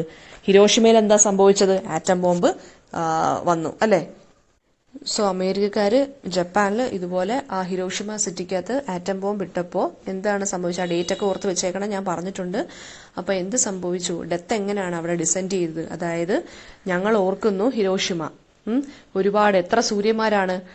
ക്രോർസ് ഓഫ് അല്ലെങ്കിൽ മില്യൺസ് ഓഫ് സൺസ്, അതായത് കോടി സൂര്യന്മാരുടെ പ്രകാശവുമായിട്ട് മരണം അവിടെ പൂത്തിറങ്ങി. അതായത് അങ്ങനെയാണ് ഡെത്ത് അവിടെ പിന്നെ ഹിരോഷിമയിൽ ലാൻഡ് ചെയ്തത്. എങ്ങനെയാണ്? അതായത് ആറ്റം ബോംബ് ഇട്ടപ്പോൾ അതിനും മാത്രം വലിയൊരു എക്സ്പ്ലോഷൻ ഓഫ് ലൈറ്റ് ആണ് അവിടെ ഹാപ്പൻ ചെയ്തത്, അല്ലെ? ഡെത്ത് എങ്ങനെയാണ് വന്നത്? ആറ്റം ബോംബ് ഇട്ടപ്പോൾ ഭയങ്കര വലിയൊരു സൂര്യപ്രകാശത്തോളം, എത്ര സൂര്യന്മാരുടെ പ്രകാശത്തോടു കൂടിയാണ് വന്നത്? ക്രോർസ് ഓഫ് സൺസിന്റെ പ്രകാശത്തോടു കൂടിയാണ് അവിടെ ആറ്റം ബോംബ് അവിടെ എക്സ്പ്ലോഡഡ് ആയത്. അങ്ങനെയാണ് ഡെത്ത് ഈ ഒരു ഹിരോഷിമയിലോട്ട് പൂത്തിറങ്ങിയത്, അല്ലെങ്കിൽ എന്താ പറയാ, വന്നത്, അല്ലെങ്കിൽ ഡിസെൻഡ് ചെയ്തത്. ഡിസെൻഡ് ചെയ്യാന്ന് വെച്ച് കഴിഞ്ഞാൽ ഇറങ്ങി താഴെ വരിക എന്നുള്ളൊരു മീനിങ് വരും. അപ്പൊ അത്രയും പ്രകാശവുമായിട്ടാണ്, കോടി സൂര്യന്മാരുടെ പ്രകാശവുമായിട്ടാണ് മരണം എവിടെ പൂത്തിറങ്ങിയത്? മരണം നമ്മുടെ ഹിരോഷിമയിലോട്ട് ഡിസെൻഡ് ചെയ്ത് വന്നത്. അപ്പോ പിന്നെ എന്ത് സംഭവിച്ചു? Then charcoal Ashes and orchard of skulls. പിന്നെ അവിടെ ഡെത്ത് ഇങ്ങനെ ഇറങ്ങിയപ്പോൾ, അതായത് ഡെത്ത് ഹിരോഷിമ സിറ്റിയിലോട്ട് വന്നപ്പോൾ പിന്നെ എന്താണ് അവിടെ സംഭവിച്ചത്? കരിയും ചാമ്പലും തലയോടുകളുടെ ഉദ്യാനവുമായിട്ട് ആ സ്ഥലം മാറി. ഉദ്യാനം എന്ന് വെച്ചാൽ ഓർച്ചഡ് അല്ലെങ്കിൽ ഗാർഡൻ ആയിട്ട് മാറി. അതായത് എങ്ങും കരിയും ചാമ്പലും, അതായത് കോളും ആഷസും, ചാർക്കോളും ആഷസും തലയോട്ടികളുടെ എന്തായിട്ട് മാറി? ഒരു ഓർച്ചഡായിട്ട് ആ ഒരു സ്ഥലം അങ്ങ് മാറി. ആറ്റം ബോംബ് ഇട്ടപ്പോൾ ഡെത്ത് എങ്ങനെയാണ് വന്നത്? 1000 കോടി സൂര്യന്റെ പ്രകാശം പോലെ, പ്രകാശം പൂത്ത് ഭൂമിയിലോട്ട് ഇറങ്ങിയ പോലെയായിരുന്നു മരണം ഈ ഒരു സ്ഥലത്ത് വന്നത്. അതായത് ആറ്റം ബോംബ് ഇട്ടപ്പോൾ ആ ഒരു എക്സ്പ്ലോഷന്റെ എഫക്റ്റിനെയാണ് അദ്ദേഹം പൊയറ്റിക്കായിട്ട് പറയുന്നത്. പൊയറ്റിക്കലി പറയുവാണ്, ഇമേജസ് ഒക്കെ യൂസ് ചെയ്ത്, light of a million sons പോലെ. അതാണ് ഈ സിംബോളിസം എന്ന് മിസ് പറഞ്ഞത്. അവിടെ ഒരു ഇമേജ് പറഞ്ഞേക്കുവാണ്. അതായത് ഡെത്ത് ഡിസെൻഡ് ചെയ്ത് വന്നതാണ്, അതായത് മരണം താഴോട്ട് ഇറങ്ങി വന്ന എങ്ങനെയാണ്? Like the spring in the Valley. മരണം പൂത്തിറങ്ങി, അതായത് സ്പ്രിംഗ് സീസണിൽ പൂക്കൾ പൂക്കത്തില്ല, അതുപോലെയാണ് മരണം പൂത്തിറങ്ങിയത്. എങ്ങനെയാണ്? 1000 കോടി സൂര്യന്മാരുടെ പ്രകാശവുമായിട്ടാണ് മരണം അവിടെ പൂത്തിറങ്ങിയത്. അതായത് മരണം അവിടെ സംഭവിച്ചത്. പിന്നീട് എങ്ങും കരിയും ചാമ്പലും തലയോടുകളും മാത്രമായിട്ട് അങ്ങനെയുള്ളൊരു ഓർച്ചാഡായിട്ട് മാറി. എന്ത്? ഹിരോഷിമ എന്ന് പറയുന്നത്. ഓർച്ചഡ് എന്ന് പറയുന്നത് ഇവിടെ ഒരു പോസിറ്റീവ് ഇതായിട്ടല്ലടാ പറയുന്നത്. സ്പ്രിംഗ് എന്ന് പറയുന്ന ഗാർഡനിലൊക്കെ, അതായത് സ്പ്രിംഗ് എവിടാണ്, അതായത് പൂക്കളൊക്കെ പൂക്കുന്നത് ശരിക്കും പറഞ്ഞാൽ നമ്മുടെ ഗാർഡനിലാണ്. അതുപോലെയാണ് കരിയും ചാമ്പലും തലയോടുകളുടെ പൂക്കൾ, അതായത് ഒരു ഗാർഡനായിട്ട് മാറിയെന്ന് വെച്ചാൽ എല്ലായിടത്തും തലയോടുകൾ അല്ലെങ്കിൽ ആളുകൾ മരിച്ചു വീണു. അതാണ് ഇവിടെ ഉദ്ദേശിച്ചത്. പിന്നെ burned kimonos dripping with breast milk and blood, the tiny shoes of children fallen dead on the steps while rushing back to their homes, cool shelter darling dolls that had leapt down scared from the school bags. അതായത് മുലപ്പാലും രക്തവും ഇറ്റു വീണ് കരിഞ്ഞ കിമോണകൾ. കിമോണകൾ എന്ന് വെച്ചാൽ, കിമോണാസ് എന്ന് വെച്ച് കഴിഞ്ഞാൽ Japanese dressing ആണ് കിമോണ. അത് നമ്മുടെ ഫിലിമിലൊക്കെ കാണാം. ഈ പിന്നെ നിങ്ങൾ നോക്കിയാൽ മതി, ഒരു ലോങ് ഡ്രസ്സാണ്, ഒരുമാതിരി ഗൗൺ പോലുള്ളത്, ഒരുമാതിരി കോട്ട് പോലൊക്കെ ഇരിക്കും, ഒരു നല്ലൊരു ലോങ് ഡ്രസ്സാണ്. അപ്പൊ അതാണ് അവരുടെ ഡ്രസ്സിംഗ് സ്റ്റൈൽ എന്ന് പറയുന്നത്, ജാപ്പനീസ് വുമന്റെ. അപ്പൊ അവിടുത്തെ കിമോണകളിലെല്ലാം എന്താണുള്ളത്? അവരുടെ ആ ഡ്രസ്സിലെല്ലാം മുലപ്പാലും രക്തവും, അതായത് ബ്രസ്റ്റ് മിൽക്കും, അമ്മമാരുടെ ബ്രസ്റ്റ് മിൽക്കും. അതായത് എന്താ മനസ്സിലാക്കിയിരിക്കുന്നത്? അമ്മമാരും മരിച്ചു, മക്കളും മരിച്ചു, അല്ലെ, കുഞ്ഞുങ്ങളും മരിച്ചു. അമ്മമാരുടെ ബ്രസ്റ്റ് മിൽക്കും ബ്ലഡുമാണ് കിമോണകളിലെല്ലാം പറ്റിയിരിക്കുന്നത്. പിന്നെ ബേൺഡ് കിമോണാസ് എന്നാണ് പറയുന്നത്, കരിഞ്ഞ കിമോണകൾ. കരിഞ്ഞെന്ന് വെച്ചാൽ ആറ്റം ബോംബ് ഇട്ടപ്പോൾ എക്സ്പ്ലോഡഡ് ആയിട്ടുള്ള മരിച്ച ആ കൂട്ടത്തില് അമ്മമാരും ഉണ്ടായിരുന്നു, മക്കളും ഉണ്ടായിരുന്നു. മുലയൂട്ടുന്ന അമ്മമാരും ഉണ്ടായിരുന്നു, അവരുടെ കുഞ്ഞു മക്കളും ഉണ്ടായിരുന്നു. മുലയൂട്ടുന്ന അമ്മമാരെ കുറിച്ചാണ് ആദ്യം ഇദ്ദേഹം പറയുന്നത്. അതാണ് ബേൺഡ് കിമോണാസ് വിത്ത് ബ്രസ്റ്റ് മിൽക്കും ബ്ലഡും. പിന്നെ the tiny shoes of children, അതായത് കുഞ്ഞു ചെരുപ്പുകൾ. അതായത് ഈ ഒരു എന്താ പറയാ, എക്സ്പ്ലോഷന്റെ സമയത്ത് ആരാണ് കുഞ്ഞുങ്ങളും അതിനകത്ത് പെടഞ്ഞു വീണ് മരിച്ചിട്ടുണ്ട്. അവരുടെ കുഞ്ഞു ചെരുപ്പുകളും അവിടെ ഇവിടെയൊക്കെ സ്കാറ്റേർഡ് ആയിട്ട് കിടപ്പുണ്ട്. ആൻഡ് ദീസ് പീപ്പിൾ, അതായത് ദീസ് ചിൽഡ്രൻ എന്ന് പറയുന്നത് fall dead on the steps while rushing back to their home school shelter. അതായത് കുഞ്ഞുങ്ങള് എന്തോ സംഭവിച്ചെന്ന് കുഞ്ഞുങ്ങൾക്കും അറിയില്ലല്ലോ. അപ്പം ആറ്റം ബോംബ് ഇട്ടപ്പോൾ എന്താണ്, ഒരുമാതിരി പൊള്ളല് പോലെയാണ്. അപ്പം കുഞ്ഞുങ്ങൾ ഒരിച്ചിരി തണുപ്പിന് വേണ്ടി എഴഞ്ഞു വന്നെത്തിയ കുഞ്ഞുങ്ങളുടെ ചെരുപ്പുകളാണ് അവിടെ അത്രയും പെടഞ്ഞു വീണ് എഴഞ്ഞു വന്ന കുഞ്ഞുങ്ങളുടെ ആ ഒരു കുഞ്ഞുങ്ങളുടെ കുഞ്ഞു ചെരുപ്പുകളാണ് അവിടെ അത്രയും സ്കാറ്റേർഡ് ആയിട്ട് കിടക്കുന്നത്. ഭയം കൊണ്ട് സ്കൂൾ സഞ്ചികളിൽ നിന്ന് എടുത്തു ചാടി വീണ പാവക്കുട്ടികളും അവിടെയുണ്ട്. അതായത് സ്കൂൾ ബാഗ്സിനകത്തൊക്കെ ഉള്ള പിന്നെ അതായത് കുഞ്ഞുങ്ങള് ഒരുപാട് മരിച്ചു. അതായത് സ്കൂളിൽ ഉണ്ടായിരുന്ന കുഞ്ഞുങ്ങൾ മരിച്ചു, അതുപോലെ സ്കൂൾ ബാഗുമായിട്ട് സ്കൂളിൽ പൊക്കോണ്ടിരുന്ന അല്ലെങ്കിൽ തിരിച്ചു വന്നുകൊണ്ടിരുന്ന കുഞ്ഞുങ്ങളും മരിച്ചു. അവരുടെ ബാഗിനകത്തിരുന്ന കുഞ്ഞി പാവകൾ അത് കരിഞ്ഞുണങ്ങി തറയിൽ വീണ് ചതറി കിടക്കുന്നു. കുഞ്ഞുങ്ങളുടെ ചെരുപ്പ് തറയിൽ വീണ് ചതറി കിടക്കുന്നു. അതായത് കുഞ്ഞുങ്ങൾ ഈ ചൂട് കാരണം എന്താണ് സംഭവിക്കുന്നതെന്ന് അറിഞ്ഞില്ല. വീടിനകത്തുള്ള കുഞ്ഞുങ്ങൾ എന്ത് ചെയ്തു, ഈ ആറ്റം ബോംബ് വീണപ്പോൾ ഭയങ്കര ചൂടായി എന്ത് ചെയ്തു, ആ എക്സ്പ്ലോഷന്റെ സമയത്ത് ചൂടായി അവര് വീട്ടിൽ നിന്ന് പുറത്തിറങ്ങി എഴഞ്ഞാണ് വന്നത്. എഴഞ്ഞ്, അതായത് നടക്കാൻ പോലും വയ്യാത്ത കുഞ്ഞുങ്ങള്, അല്ലെങ്കിൽ അത്രയും കുഞ്ഞു കുട്ടികള്, അവരൊക്കെ എന്താണ് ഒരു അല്പം തണുപ്പിന് വേണ്ടി എഴഞ്ഞെഴഞ്ഞ് വന്ന ആ കുഞ്ഞുങ്ങളുടെ ചെരുപ്പുകളും അവരുടെ കരിഞ്ഞുണങ്ങിയ ദേഹവും പിന്നെന്താണ് അവരുടെ പാവക്കുട്ടികൾ, കരിഞ്ഞ പാവക്കുട്ടികളും ബാഗിൽ നിന്ന് വീണ പാവക്കുട്ടികളും എല്ലാം കൊണ്ടും നിറഞ്ഞിരിക്കുകയാണ് അവിടുത്തെ ആ ഒരു എൻവയോൺമെന്റ് എന്ന് പറയുന്നത് മൊത്തത്തില്. പിന്നെ അവരുടെ ഡാർലിംഗ് ഡോൾസ് എന്ന് വെച്ച് കഴിഞ്ഞാൽ എന്താണ്, അവർ കളിച്ചുകൊണ്ടിരുന്ന അവരുടെ ആ പ്രിയപ്പെട്ട പാവകൾ പോലും അവരുടെ ബാഗിനകത്തുനിന്ന് പേടിച്ചരണ്ട് താഴെ വീണ് കരിഞ്ഞു കിടക്കുന്നു എന്ന്. അതെല്ലാം സിംബോളിസമാണ്. അതായത് കുഞ്ഞു കുട്ടികൾ പോലും മരിച്ചു. അവരുടെ പാല് കൊടുക്കുന്ന അമ്മമാര് പോലും മരിച്ചിരിക്കുന്നു. എവിടെയും ബ്ലഡും ഡെത്തും ഡിസ്ട്രക്ഷനും മാത്രമേ ഉള്ളൂ. പിന്നെ now lying charred on the floor എന്ന് വെച്ച് കഴിഞ്ഞാൽ എന്താണ് മീനിങ്? പേജ് നമ്പർ 79 ചാർഡ് എന്ന് വെച്ചാൽ കരിഞ്ഞുണങ്ങിയ, കറുത്ത് കരിഞ്ഞുണങ്ങിയ, അതെല്ലാം അവരുടെ പാവക്കുട്ടികൾ പോലും സ്കൂൾ സഞ്ചികളിൽ നിന്ന്, സ്കൂൾ ബാഗിൽ നിന്ന് താഴെ വീണ് കരിഞ്ഞു കിടക്കുന്നു. ഓക്കെ, അതാണ് ഇത്രയും ലൈൻസിനകത്ത് പറഞ്ഞേക്കുന്ന പോയിന്റ്. അപ്പം ഓരോ ലൈനായിട്ട് എക്സ്പ്ലെയിൻ ചെയ്യാൻ ഒരു ബുദ്ധിമുട്ടുണ്ട് മിസ്സിന്. അത് വേറൊന്നും കൊണ്ടല്ല, കണക്ഷൻ ലോസ്റ്റ് ആവും. അതുകൊണ്ടാണ് മിസ് മൊത്തത്തിൽ പറഞ്ഞേക്കുന്നത്. ഓരോ ലൈനായിട്ട് പറയുമ്പോൾ താഴോട്ടുള്ള ലൈനിലോട്ട് വീണ്ടും വീണ്ടും വീണ്ടും മീനിങ് ട്രാൻസ്ഫർ ആയിക്കൊണ്ടിരിക്കുകയാണ്. മീനിങ് താഴോട്ടുള്ള ലൈൻസിലോട്ടൊക്കെ വന്ന് കിടക്കുവാണ്. അപ്പം ഒരു ലൈൻ എക്സ്പ്ലെയിൻ ചെയ്ത് മാത്രം നമുക്ക് പറയാൻ പറ്റില്ല, മൊത്തത്തിലാണ് അതുകൊണ്ട് മിസ് പറഞ്ഞേക്കുന്നത്. ഓക്കെ, ചാർഡ് എന്ന് വെച്ച് കഴിഞ്ഞാൽ കരിഞ്ഞുണങ്ങി കിടക്കുന്നു. Fingers that had woven clothes and bread now stuck to the stilled machines, the caps of dead songs, the skirts of dead dances, liquefied loves, cherry blossoms dissolved in the white heat of the scorching summer, molten ice, molten time, still on molten clock, molten language stuck to molten slates. അതായത് പാവക്കുട്ടികൾ വരെ നിങ്ങൾക്ക് മനസ്സിലായെന്ന് വിചാരിക്കുന്നു. തറയിൽ വീണുരുകിപ്പോയ പാവക്കുട്ടികൾ, ഇവരുടെ ബാഗിൽ നിന്ന് വീണുരുകിപ്പോയ പാവക്കുട്ടികളും കുഞ്ഞുങ്ങളും കുഞ്ഞുങ്ങളുടെ ചെരുപ്പും സ്കൂൾ ബാഗ്സും അമ്മമാരുടെ ആ ബ്ലീഡിങ് കിമോണാസും ബ്രസ്റ്റ് മിൽക്കും ഉള്ള കിമോണാസും എല്ലാം അവിടെ കരിഞ്ഞുണങ്ങി കിടക്കുവാണ്. എല്ലായിടത്തും കരിയും ചാമ്പലും തലയോടുകളും, അതായത് സ്കൾസും. പിന്നെ അപ്പവും വസ്ത്രവും നെയ്ത വിരലുകൾ, അതായത് ആളുകൾ അവിടെ തയ്ച്ചുകൊണ്ടിരിക്കുന്ന ആളുകൾ, അല്ലെങ്കിൽ ഫുഡ് ഉണ്ടാക്കിക്കൊണ്ടിരുന്ന ആളുകൾ, അല്ലെങ്കിൽ സ്റ്റിച്ച് ചെയ്തുകൊണ്ടിരുന്ന ആളുകൾ, അവരുടെയൊക്കെ വിരലുകൾ, അവരൊക്കെ എന്തോ ചെയ്തുകൊണ്ടിരുന്നതാണ്, ഓരോ മെഷീൻസും പ്രവർത്തിച്ചുകൊണ്ടിരുന്നതാണ്. ഓരോരുത്തർ സ്റ്റിച്ച് ചെയ്യുന്നു, തയ്യൽ മെഷീനിൽ നിന്ന് സ്റ്റിച്ച് ചെയ്തുകൊണ്ടിരുന്ന ആളുകൾ, ഫുഡ് ഉണ്ടാക്കിക്കൊണ്ടിരുന്ന ആളുകൾ, അതൊക്കെ അവരുടെ വിരലുകളെല്ലാം എന്താണ്, ആ യന്ത്രത്തിനകത്ത് തന്നെ സ്റ്റക്കായിട്ടിരിക്കുവാണ് ഇപ്പോഴും. എന്ന് വെച്ചാൽ അവരങ്ങനെ ഇരുന്ന് തന്നെ മരിച്ചുപോയ ആളുകളാണ്, ജോലി ചെയ്തുകൊണ്ടിരുന്നപ്പോൾ മരിച്ചുപോയ ആളുകൾ. അപ്പവും എന്ന് വെച്ചാൽ ഫുഡ് ഉണ്ടാക്കിക്കൊണ്ടിരുന്ന ആളുകളും വസ്ത്രങ്ങൾ നെയ്തുകൊണ്ടിരുന്ന ആളുകളും ഇവരുടെയൊക്കെ വിരലുകൾ ആ യന്ത്രങ്ങളിലകത്ത് ആയിപ്പോയി. എന്ന് വെച്ചാൽ എന്താണ്, അങ്ങനെ ഇരുന്ന് മരിച്ചുപോയി. എന്നുവെച്ചാൽ ഇവരെല്ലാവരും ഓരോ ജോലികളിൽ കുഞ്ഞുങ്ങൾ സ്കൂളിൽ പൊക്കോണ്ടിരുന്നപ്പോഴോ കുഞ്ഞുങ്ങൾക്ക് അമ്മമാര് പാല് കൊടുത്തോണ്ടിരുന്ന സമയത്തോ, അല്ലെങ്കിൽ എന്താ പറയാ സ്ത്രീകൾ കിമോണയൊക്കെ ധരിച്ച് അവരുടെ വീടുകളിൽ ജോലികളിൽ ഏർപ്പെട്ടുകൊണ്ടിരുന്ന സമയത്തൊക്കെയാണ് ഈ ആറ്റം ബോംബ് വന്ന് വീണത്. ഇവരെല്ലാവരും all the people were in the midst of some work. അങ്ങനെ ഇരുന്ന് മരിച്ചുപോയവരാണ്. പാല് കൊടുത്തുകൊണ്ടിരുന്നപ്പോൾ മരിച്ചുപോയ അമ്മമാർ. അതാണ് അതായത് കിമോണാസിലൊക്കെ ബ്രസ്റ്റ് മിൽക്കും ബ്ലഡും വന്നത്. പാല് കൊടുത്തുകൊണ്ടിരുന്ന സമയത്തായിരിക്കും ആറ്റം ബോംബ് വീണത്.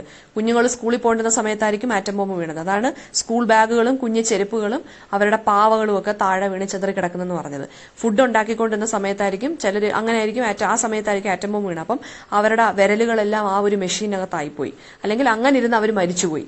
അങ്ങനെ ചെയ്തുകൊണ്ടിരുന്ന സമയത്ത്, അല്ലെങ്കിൽ സ്റ്റിച്ച് ചെയ്തുകൊണ്ടിരുന്നപ്പോഴായിരിക്കും ആറ്റം ബോംബ് വീണത്. അപ്പൊ വസ്ത്രങ്ങൾ നെയ്തുകൊണ്ടിരുന്ന വിരലുകൾ പോലും യന്ത്രങ്ങളിൽ ഒട്ടിപ്പിടിച്ചുപോയി. മരിച്ച പാട്ടുകളുടെ തൊപ്പികൾ, മരിച്ച നൃത്തങ്ങളുടെ ഞൊറി പാവാടകൾ. അതായത് എന്താണ്, ചിലർ ഡാൻസ് കളിച്ചുകൊണ്ടിരുന്നപ്പോഴായിരിക്കും മരിച്ചത്, ചിലർ പാട്ട് പാടിക്കൊണ്ടിരുന്നപ്പോഴായിരിക്കും മരിച്ചത്. ഡെഡ് സോങ്സും ഡെഡ് ഡാൻസസും ആണ് എല്ലായിടത്തും. അതായത് സ്കേർട്ടും ക്യാപ്പും, ഡെഡ് സോങ്സ് എന്ന് വെച്ചാൽ തൊപ്പിയൊക്കെ വെച്ച് പാട്ട് പാടിക്കൊണ്ടിരുന്ന, സ്ട്രീറ്റിലൊക്കെ പാട്ട് പാടുന്ന ആളുകളൊക്കെ ഇല്ലേ, അങ്ങനെയുള്ള ആളുകൾ, അല്ലെങ്കിൽ വല്ല മ്യൂസിക് പ്രാക്ടീസ് ഒക്കെ നടത്തിക്കൊണ്ടിരുന്ന ആളുകൾ, അങ്ങനെയുള്ള ആളുകൾ അങ്ങനെ തന്നെ മരിച്ചുപോയി. അപ്പൊ അവരുടെ ഡെഡ് ക്യാബ്സ് അവിടെ ലേ ചെയ്യുന്നു. ഡെഡ് സോങ്സ് എന്ന് വെച്ച് കഴിഞ്ഞാൽ എന്താണ്, അവര് പാട്ട് പാടിക്കൊണ്ടിരുന്നപ്പോഴോ അല്ലെങ്കിൽ മ്യൂസീഷ്യൻസോ ഒക്കെ മരിച്ചവിടെ കിടപ്പുണ്ട്. ഡെഡ് ഡാൻസസ്, അതായത് ഡാൻസ് കളിച്ചുകൊണ്ടിരുന്ന, സ്കേർട്സ് ഒക്കെ വെച്ച് നല്ല നല്ല വലിയ പാവാടൊക്കെ ഇട്ട് ഡാൻസ് കളിച്ചുകൊണ്ടിരുന്ന ആളുകൾ പോലും അവിടെ മരിച്ചു കിടക്കുന്നു. അതാണ് ഇവിടെ പറയുന്നത്, മരിച്ച പാട്ടുകളുടെ തൊപ്പികൾ. മരിച്ച പാട്ടുകളുടെ തൊപ്പികൾ എന്ന് വെച്ചാൽ ആ തൊപ്പി ഇട്ടുകൊണ്ട് പാട്ട് പാടിക്കൊണ്ടിരുന്ന ആ അല്ലെങ്കിൽ പാട്ടുകാർ മരിച്ചു കിടക്കുന്നു. മരിച്ച നൃത്തങ്ങളുടെ ഞൊറിപ്പാവാടകൾ എന്ന് വെച്ച് കഴിഞ്ഞാൽ എന്താണ്, പിന്നെ ഡാൻസ് ചെയ്തുകൊണ്ട്, അതായത് വലിയ സ്കേർട്ടൊക്കെ ഇട്ട് ഡാൻസ് ഒക്കെ ചെയ്തുകൊണ്ടിരുന്ന ആളുകൾ അവിടെ മരിച്ചു കിടക്കുന്നു. പിന്നെ ഡെത്ത് അല്ല അവിടെ അതായത് സ്കേർട്സോ ക്യാപ്സോ അല്ല അവിടെ മരിച്ചു കിടക്കുന്നത്. അതൊക്കെ ധരിച്ചുകൊണ്ട് അവരുടെ ഹാപ്പിനെസ് അല്ലെങ്കിൽ അവരുടെ ആ ഒരു ഹാപ്പി മൊമെന്റിൽ ജീവിച്ചുകൊണ്ടിരുന്ന ആളുകളെല്ലാം മരിച്ചവിടെ കിടക്കുവാണ്. ഓക്കെ. മരിച്ച നൃത്തങ്ങളുടെ ഞൊറിപ്പാവാടകൾ, ഉരുകിപ്പോയ പ്രണയങ്ങൾ. അവിടെ വല്ല ലവേഴ്സ് ഒക്കെ കാണുമായിരിക്കും അല്ലെ, ഒട്ടനവധി ലവേഴ്സ് മരിച്ചു കാണും, അല്ലെങ്കിൽ കമിതാക്കൾ മരിച്ചു കിടക്കുന്നുണ്ടായിരിക്കും. ലവേഴ്സ് ആവാം, അല്ലെങ്കിൽ ഭാര്യയും ഭർത്താക്കന്മാരും മരിച്ചു കിടക്കുന്നതാവാം, അല്ലെങ്കിൽ അച്ഛനും മകളും ആവാം, അമ്മയും മോനും ആവാം. പല ടൈപ്സ് ഓഫ് ലവ് ആണ് അവിടെ മരിച്ചു കിടക്കുന്നത് അല്ലെ. ലിക്വിഫൈഡ് ലവ്സ് എന്ന് വെച്ച് കഴിഞ്ഞാൽ ഉരുകിപ്പോയ പ്രണയങ്ങൾ. അത് എന്ന് വെച്ചാൽ ഈ എക്സ്പ്ലോഷന്റെ സമയത്ത് തീ പിടിച്ച് ഉരുകി ആളുകൾ മരിച്ചു കിടക്കുവാണ്.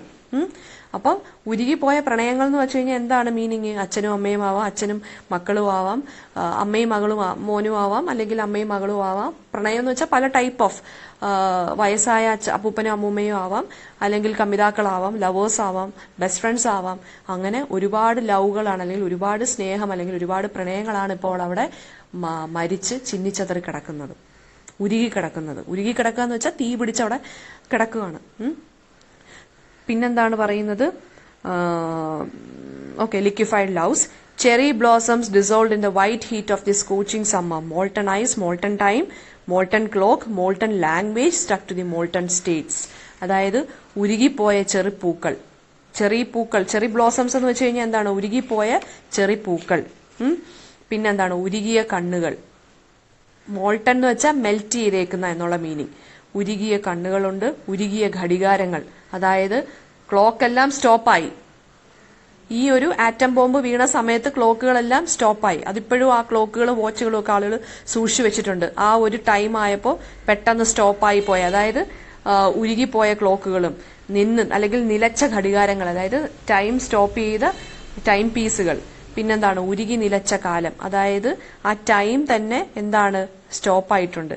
ലാംഗ്വേജ് വരെ സ്റ്റോപ്പായി, അതായത് ഉരുകി ഒലിച്ച ഭാഷ, ഉരുകി പോയ സ്ലേറ്റുകൾ, മോൾട്ടൺ സ്ലേറ്റ്സ്. അതായത് ലാംഗ്വേജ്, അതായത് ലൈഫ് അവിടെ ഒരു സ്റ്റാൻഡ് സ്റ്റില്ലിലായിട്ട് മാറി. അവിടുത്തുകാരുടെ ലൈഫ് എന്ന് പറയുന്നത് ഒരു സ്റ്റാൻഡ് സ്റ്റിൽ, അതായത് ഒരു എൻഡ് പോയിന്റ്. അതായത് ടൈം എന്ന് പറയുന്ന ഒരിക്കലും എൻഡ് ആവുന്നൊരു കാര്യമല്ല, അതിങ്ങനെ ഓടിപ്പോയിക്കൊണ്ടേയിരിക്കും. പക്ഷെ ഈ ഒരു ഇൻസിഡന്റ് ഹാപ്പൻ ചെയ്തപ്പോൾ എന്ത് സംഭവിച്ചു? ടൈം വരെ അവിടെ നിന്നു. അതായത് ടൈം വരെ അവിടെ നിന്നു എന്ന് വെച്ച് കഴിഞ്ഞാൽ അത്രയും എക്സ്പ്ലോസീവ് ആയിട്ടുള്ള ഒരു ഇൻസിഡന്റ് ആയിരുന്നു അവിടെ. അത്രയും എന്താ പറയാ, ഒരു മർഡറസ് ആയിട്ടുള്ള അല്ലെങ്കിൽ ഒരു ഹീനിയസ് ക്രൈം ആയിരുന്നു അവിടെ ഹാപ്പൻ ചെയ്തത്. ഒരുപാട് പേർക്ക് അവരുടെ ജീവിതം നഷ്ടപ്പെട്ടു. ഡാൻസേഴ്സ് മരിച്ചു, പാട്ടുകാർ മരിച്ചു, അതായത് പ്രണയം മരിച്ചു എന്ന് വെച്ച് കഴിഞ്ഞാൽ എന്താണ്? ആളുകൾ ഒരുപാട് പേര് മരിച്ചു, കപ്പിൾസ് ഒരുപാട് മരിച്ചു. സ്നേഹം തന്നെ അവിടെ നിലച്ചുപോയി. എല്ലാം ഉരുകി ഉരുകി ഉരുകി കിടക്കുവാണ് തീ പിടിച്ച്. മോൾട്ടൺ എന്ന് വെച്ച് കഴിഞ്ഞാൽ എന്താണ്? ചൂട് കൊണ്ട് ഉരുകിപ്പോയ എന്നുള്ളൊരു മീനിങ് ആണ്. കണ്ണുകൾ, ആളുകളുടെ കണ്ണുകൾ എന്ന് വെച്ച് കഴിഞ്ഞാൽ എന്താണ്? ഡെഡ് ബോഡീസ് അവിടെ കിടക്കുന്നു, അല്ലെങ്കിൽ കണ്ണുകൾ ചിതറി കിടക്കുന്നു, അല്ലെങ്കിൽ കാഴ്ച തന്നെ ഉരുകിപ്പോയിരിക്കുന്നു. അതായത് കണ്ടോണ്ട് നിൽക്കാൻ പറ്റാത്ത കാഴ്ചകളാണ് അവിടെ സംഭവിച്ചത്. അതാണ് മോൾട്ടൺ ഐസ് കൊണ്ട് മീൻ ചെയ്യാം നിങ്ങൾക്ക്. മോൾട്ടൺ ഐസ് എന്ന് വെച്ച് കഴിഞ്ഞാൽ കണ്ണ് ചിതറി കിടക്കുന്നു എന്നൊരു മീനിങ് വരാം, അല്ലെങ്കിൽ കാഴ്ച തന്നെ നമുക്ക് നഷ്ടപ്പെട്ടു പോകുന്നു. അത്രയ്ക്കും അതിഭയങ്കരമായിട്ടുള്ള കാഴ്ചകളാണ് അവിടെ സംഭവിച്ചത്. കണ്ണുകൾ തന്നെ ഉരുകി പോകുന്ന രീതിയിലുള്ള കാഴ്ചകളാണ് അവിടെ ഇപ്പോൾ ഉള്ളത്. അതായത് കുഞ്ഞുങ്ങൾ കരിഞ്ഞു കിടക്കുന്നു, അമ്മമാര് ഇങ്ങനെ ഇതുപോലെ തീ പിടിച്ച് കിടക്കുന്നു, ആളുകൾ മരിച്ചു കിടക്കുന്നു, പല ആളുകളുടെയും പ്രണയം തന്നെ അവിടെ നിലച്ചു പോയിരിക്കുന്നു. അവിടെ ലവിനൊന്നും ഇനിയിപ്പോ ഒരു സ്ഥാനമില്ല. കാരണം അത്രയും ഭയങ്കരമായിട്ടുള്ള ഒരു ക്രൈമാണ് അവിടെ നടന്നത്, അല്ലേ? ഒരു ഇൻസിഡന്റ് ആണ് അവിടെ നടന്നത്. കണ്ണുകളെ പോലും ഉരുകി ഒലിപ്പിക്കുന്ന കാഴ്ചയാണ് അവിടെ നടന്നത്. ചെറിയ പൂക്കൾ പോലും അവിടെ ഉരുകി കിടക്കുന്നു. അതൊരു സമ്മർ സീസൺ ആയിരുന്നു. സമ്മർ സീസൺ അല്ല, എനിക്ക് തോന്നുന്നു സ്പ്രിംഗ് സീസൺ ആയിരുന്നു. അപ്പൊ അവിടെ ചെറി ബ്ലോസംസ് ഒക്കെ, അല്ലെങ്കിൽ ചെറി പൂക്കളൊക്കെ അവിടെ ഉണ്ടായിരുന്നു. അതെല്ലാം ഉരുകി ഒലിച്ച് കിടക്കുവാണ്. എന്തോ ഭയങ്കര ഒരു സമ്മർ സീസൺ പോലെ എല്ലായിടത്തും തീയും പിടിച്ച് ഇതുപോലെ ഉരുകി ഒലിച്ച് കിടക്കുകയാണ് ആളുകൾ പോലും. ടൈം തന്നെ അവിടെ ഒരു സ്റ്റാൻഡ് സ്റ്റില്ലായിട്ട് മാറിയിരിക്കുന്നു. ടൈം എന്ന് വെച്ച് കഴിഞ്ഞാൽ എന്താണ്? ഇത്രയും ഒരു ഹീനിയസ് ക്രൈം നടന്നപ്പോൾ ഭൂമി തന്നെ അല്ലെങ്കിൽ സമയം തന്നെ ഒരു നിശ്ചലമായി നിന്നുപോയി. ക്ലോക്കുകളെല്ലാം സമയം നിലച്ചു. അതാണ് മോൾട്ടൺ ക്ലോക്ക് എന്ന് പറയുന്നത്. ക്ലോക്കുകളുടെ സമയമെല്ലാം നിലച്ച് ക്ലോക്കുകൾ പോലും ഉരുകി ഒലിക്കപ്പെടുകയാണ്. ലാംഗ്വേജ് പോലും അവിടെ നിലച്ചു. അതായത് ഭാഷ പോലും, അതായത് കമ്മ്യൂണിക്കേഷൻ പോലും ഇല്ല. എന്ന് വെച്ച് കഴിഞ്ഞാൽ എന്താണ്? വാക്കുകൾക്ക് പോലും ആ ഒരു കാര്യത്തിനെ ഡിസ്ക്രൈബ് ചെയ്യാൻ പറ്റാത്ത രീതിയിലുള്ളൊരു ഇൻസിഡന്റ് ആണ് അവിടെ ഹാപ്പൻ ചെയ്തത്. സോ ലാംഗ്വേജ്, ടൈം എല്ലാം, ലാംഗ്വേജിനും ടൈം എന്ന് പറയുന്നത് എന്താണ്? അത് ഒരു നോൺ സ്റ്റോപ്പ് ആയിട്ടുള്ള കാര്യമാണ്. അതൊരിക്കലും നിൽക്കുന്നില്ല. പക്ഷെ ഈ ഒരു ഇൻസിഡന്റ് ഉണ്ടായപ്പോൾ ലാംഗ്വേജും ടൈമും പോലും നിലച്ചു, സ്റ്റോപ്പായി. ആൻഡ് മോൾട്ടൺ സ്ലേറ്റ് പോലും. മോൾട്ടൺ സ്ലേറ്റ് എന്ന് വെച്ച് കഴിഞ്ഞാൽ എന്താണ്? ഉരുകിപ്പോയ സ്ലേറ്റുകൾ, കുഞ്ഞുങ്ങളുടെ സ്ലേറ്റ് ആവാം, ഉരുകി ഒലിച്ച ഭാഷയും സമയവും സ്ലേറ്റും, അതായത് എല്ലാത്തിനും, അതായത് നോൺ സ്റ്റോപ്പായി പൊക്കോണ്ടിരുന്ന ഭൂമിയുടെ എല്ലാ കാര്യങ്ങളും, അല്ലെങ്കിൽ നേച്ചറിന്റെ എല്ലാ കാര്യങ്ങളും അവിടെ ഒരു സ്റ്റാൻഡ് സ്റ്റില്ലായിട്ട് മാറി. അതായത് നിലച്ചുപോയി പെട്ടെന്ന്. അതാണ് ഫസ്റ്റ് പാർട്ടില് അദ്ദേഹം ഒരുപാട് സിമ്പിൾസ് യൂസ് ചെയ്തിട്ടുണ്ട്. ഈ molten rock, molten time, molten clock, molten language, ഇതൊക്കെ എന്താണ്? സിമ്പിൾസ് ആണ്. അതായത് എല്ലാത്തിനും ഒരു സ്റ്റാൻഡ് സ്റ്റിൽ അല്ലെങ്കിൽ ഒരു സ്റ്റോപ്പ് ആയി സംഭവിച്ചു. അവിടെ എല്ലാത്തിനും ഒരു അവസാനം വന്നു. എല്ലാം നിലച്ചുപോയി. അവസാനം എന്നല്ല, എല്ലാം നിലച്ചുപോയി. അതാണ് ഇവിടെ പറഞ്ഞേക്കുന്നത്. First part. ഇനി സെക്കൻഡ് പാർട്ടും തേർഡ് പാർട്ടും മിസ് ഇതുപോലെ തന്നെ വേറെ വേറെ ഓഡിയോസിലിടാവേ. അതായിരിക്കും കുറച്ചുകൂടെ നല്ലത്. അല്ലെങ്കിൽ ഭയങ്കര ലെങ്തി ആയിട്ട് പോകുന്നു.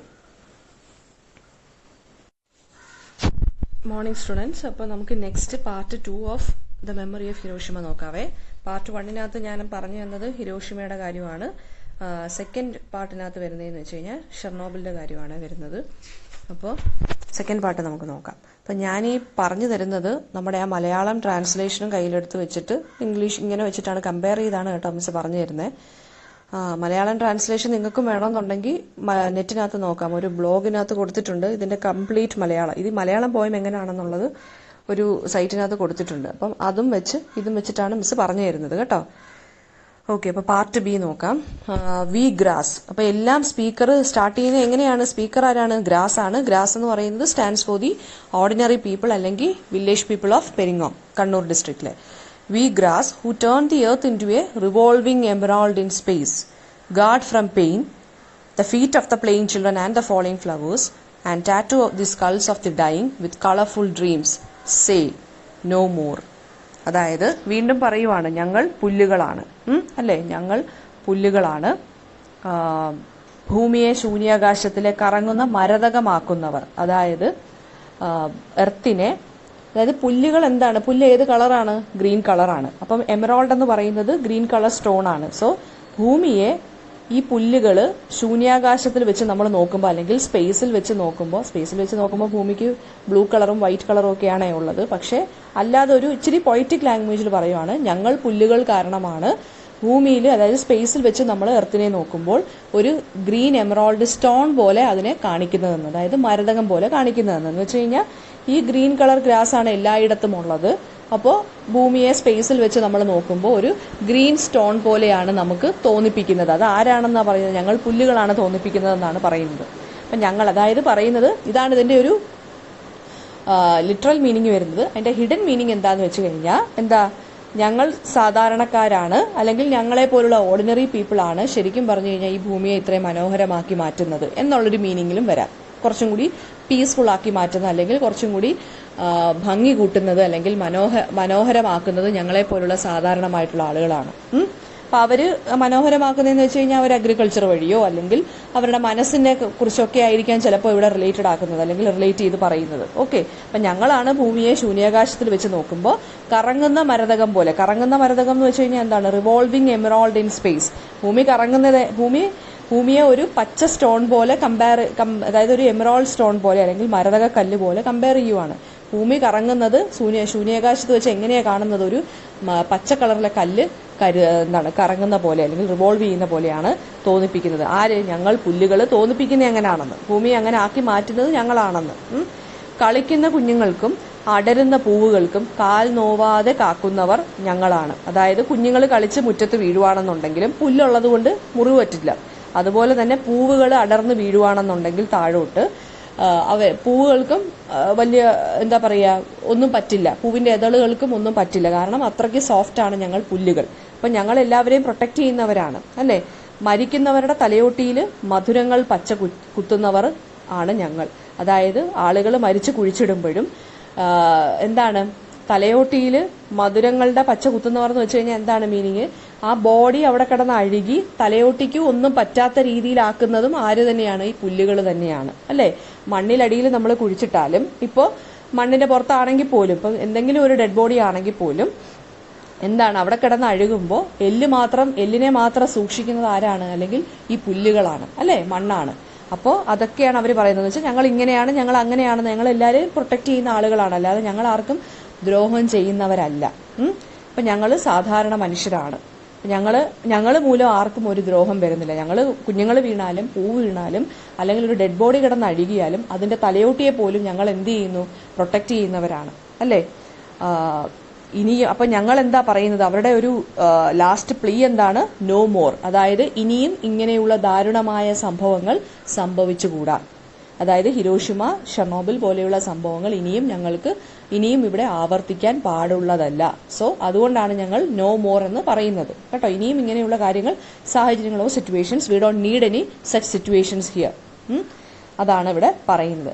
ആൻഡ് ദെൻ ഇവർ പറയുന്നത് വി റിമെമ്പർ ഷെർണോബിൽ.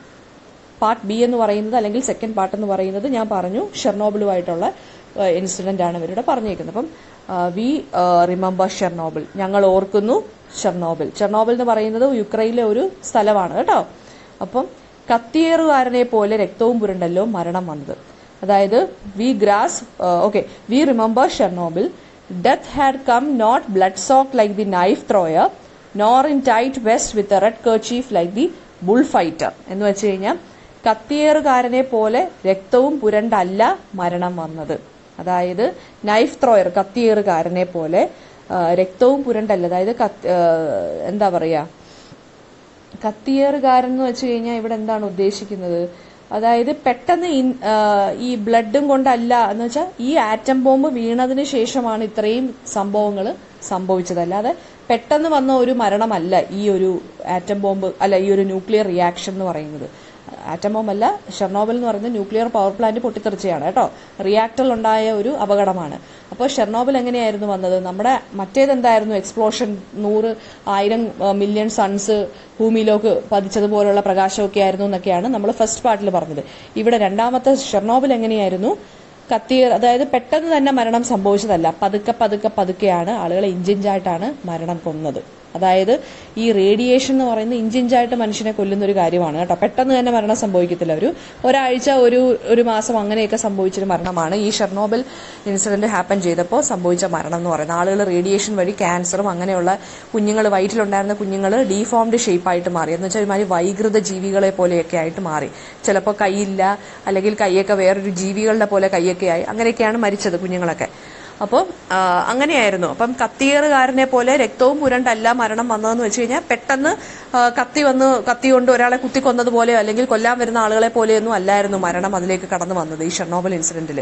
എങ്ങനെയാ പിന്നെ മരണം വന്നത്? പിന്നെ ഇറുകിയ കാലുറയും ചുവന്ന തൂവാലയും ആയില്ല കാളപ്പോരുകാരൻ എന്ന് വെച്ച് കഴിഞ്ഞാൽ എന്താണ്? ബുൾ ഫൈറ്റ് നടത്തുമ്പോൾ ബുൾ ഫൈറ്റർ ഉണ്ടല്ലോ, ഈ കാളപ്പോരുകാരൻ ഒരു ചുമന്ന തൂവാലയും അല്ലെങ്കിൽ റെഡ് കളർ കർച്ചീഫും പിടിച്ചുകൊണ്ട് ബുള്ളിനെ ദേഷ്യം പിടിപ്പിക്കുന്ന ആളെ പോലെയും ഒന്നും അല്ല, അയാളെ പോലെയും ഒന്നും അല്ല മരണം ഷെർണോബിലിൽ വന്നത്. എങ്ങനെയാ? അപ്പം നൈഫ് ത്രോയറെ പോലെയോ അല്ലെങ്കിൽ രക്തം പുരണ്ട കത്തിയെ പോലെയോ അല്ലെങ്കിൽ അത് കത്തി വെച്ച് എറിയാൻ വന്ന ആളെ പോലെയോ അല്ലെങ്കിൽ കാളപ്പോരുകാരനെയോ പോലെയോ ഒന്നുമല്ല ഡെത്ത് അവിടെ വന്നത്, ഷെർണോബിലിൽ വന്നത്. കാളപ്പോരുകാരന്റെ ഡ്രസ്സ് എങ്ങനെയാണ്? ഇറുകിയ കാലുറയും പിന്നെന്താണ് ചുവന്ന തൂവാലയുമായിട്ടാണ് ബുൾ ഫൈറ്റർ എപ്പോഴും നിൽക്കുന്നത് അല്ലെ. അയാളുടെ ഒരു ഡ്രസ്സ് എന്ന് പറയുന്നത് അങ്ങനെയാണ് അല്ലെ, റെഡ് കളർ ഡ്രസ്സൊക്കെ ആയിരിക്കും അയാളുടെ. അപ്പൊ അയാളെ പോലെയോ അല്ലെങ്കിൽ ഈ നൈഫ് ത്രോയറെ പോലെയോ ഒന്നുമല്ല ഷെർണോബിലിൽ ഡെത്ത് വിസിറ്റ് ചെയ്തത്. അതാണ് ഈ ഒരു പേജ് നമ്പർ 70 പറഞ്ഞേക്കുന്നത്. ഒരു ബുൾ ഫൈറ്ററിനെ പോലെയോ അല്ലെങ്കിൽ ഒരു നൈഫ് ത്രോയറെ പോലെയോ ഒന്നുമല്ല, പെട്ടെന്നല്ല, ഇൻസ്റ്റന്റ് ഡെത്ത് ഒന്നും അല്ലായിരുന്നു ആർക്ക്? ഈ ഒരു ഷെർണോബിലിലെ ആളുകൾക്ക് അല്ലേ. അപ്പൊ ഡെത്ത് എന്ന് പറയുന്നത് നൈഫ് ത്രോയറെ പോലെ ഒന്നുമല്ല അയാളുടെ രൂപത്തിലോ അല്ലെങ്കിൽ ഈ റെഡ് കർച്ചീഫ് കാണിച്ച് ബുൾ ഫൈറ്റിനെ അല്ലെങ്കിൽ ബുള്ളിനെ ഫൈറ്റ് ചെയ്യാൻ പ്രേരിപ്പിക്കുന്ന പോലെയോ ഒന്നും അല്ലായിരുന്നു ഡെത്ത് ഇവിടെ കടന്നു വന്നത്. അത്രയും പെട്ടെന്ന് ഇൻസ്റ്റന്റ് ആയിട്ട് വന്നൊരു കാര്യമൊന്നും അല്ല. Hiroshima sun had risen like the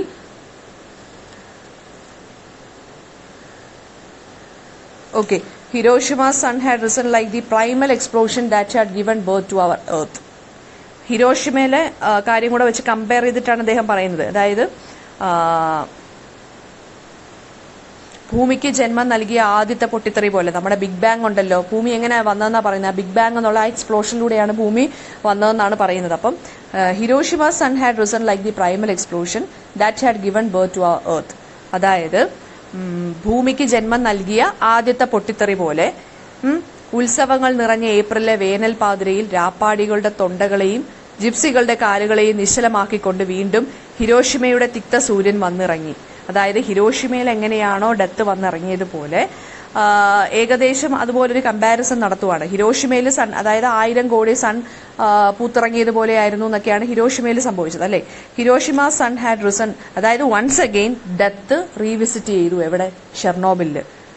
once again ഹിരോഷിമയിൽ happen ചെയ്തതുപോലെ തന്നെ ഡെത്ത് ഷെർണോബിലിലും ഹാപ്പൻ ചെയ്തു.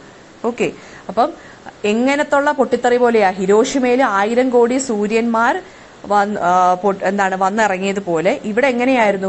അതിന്റെ ഒരു 1000 കോടി സൂര്യന്മാര് പൊട്ടിത്തെറിച്ച പോലെ. അതായത് നമ്മുടെ ഭൂമിയെ ഉണ്ടാക്കിയ ആദ്യത്തെ പൊട്ടിത്തെറി ഉണ്ടല്ലോ, ദ ബിഗ് ബാങ് എന്ന് പറയുന്നത്, അതുപോലെയുള്ളൊരു പ്രകമ്പനത്തോടു കൂടിയായിരുന്നു ഷെർണോബിലില് ഡെത്ത് കയറി വന്നത്.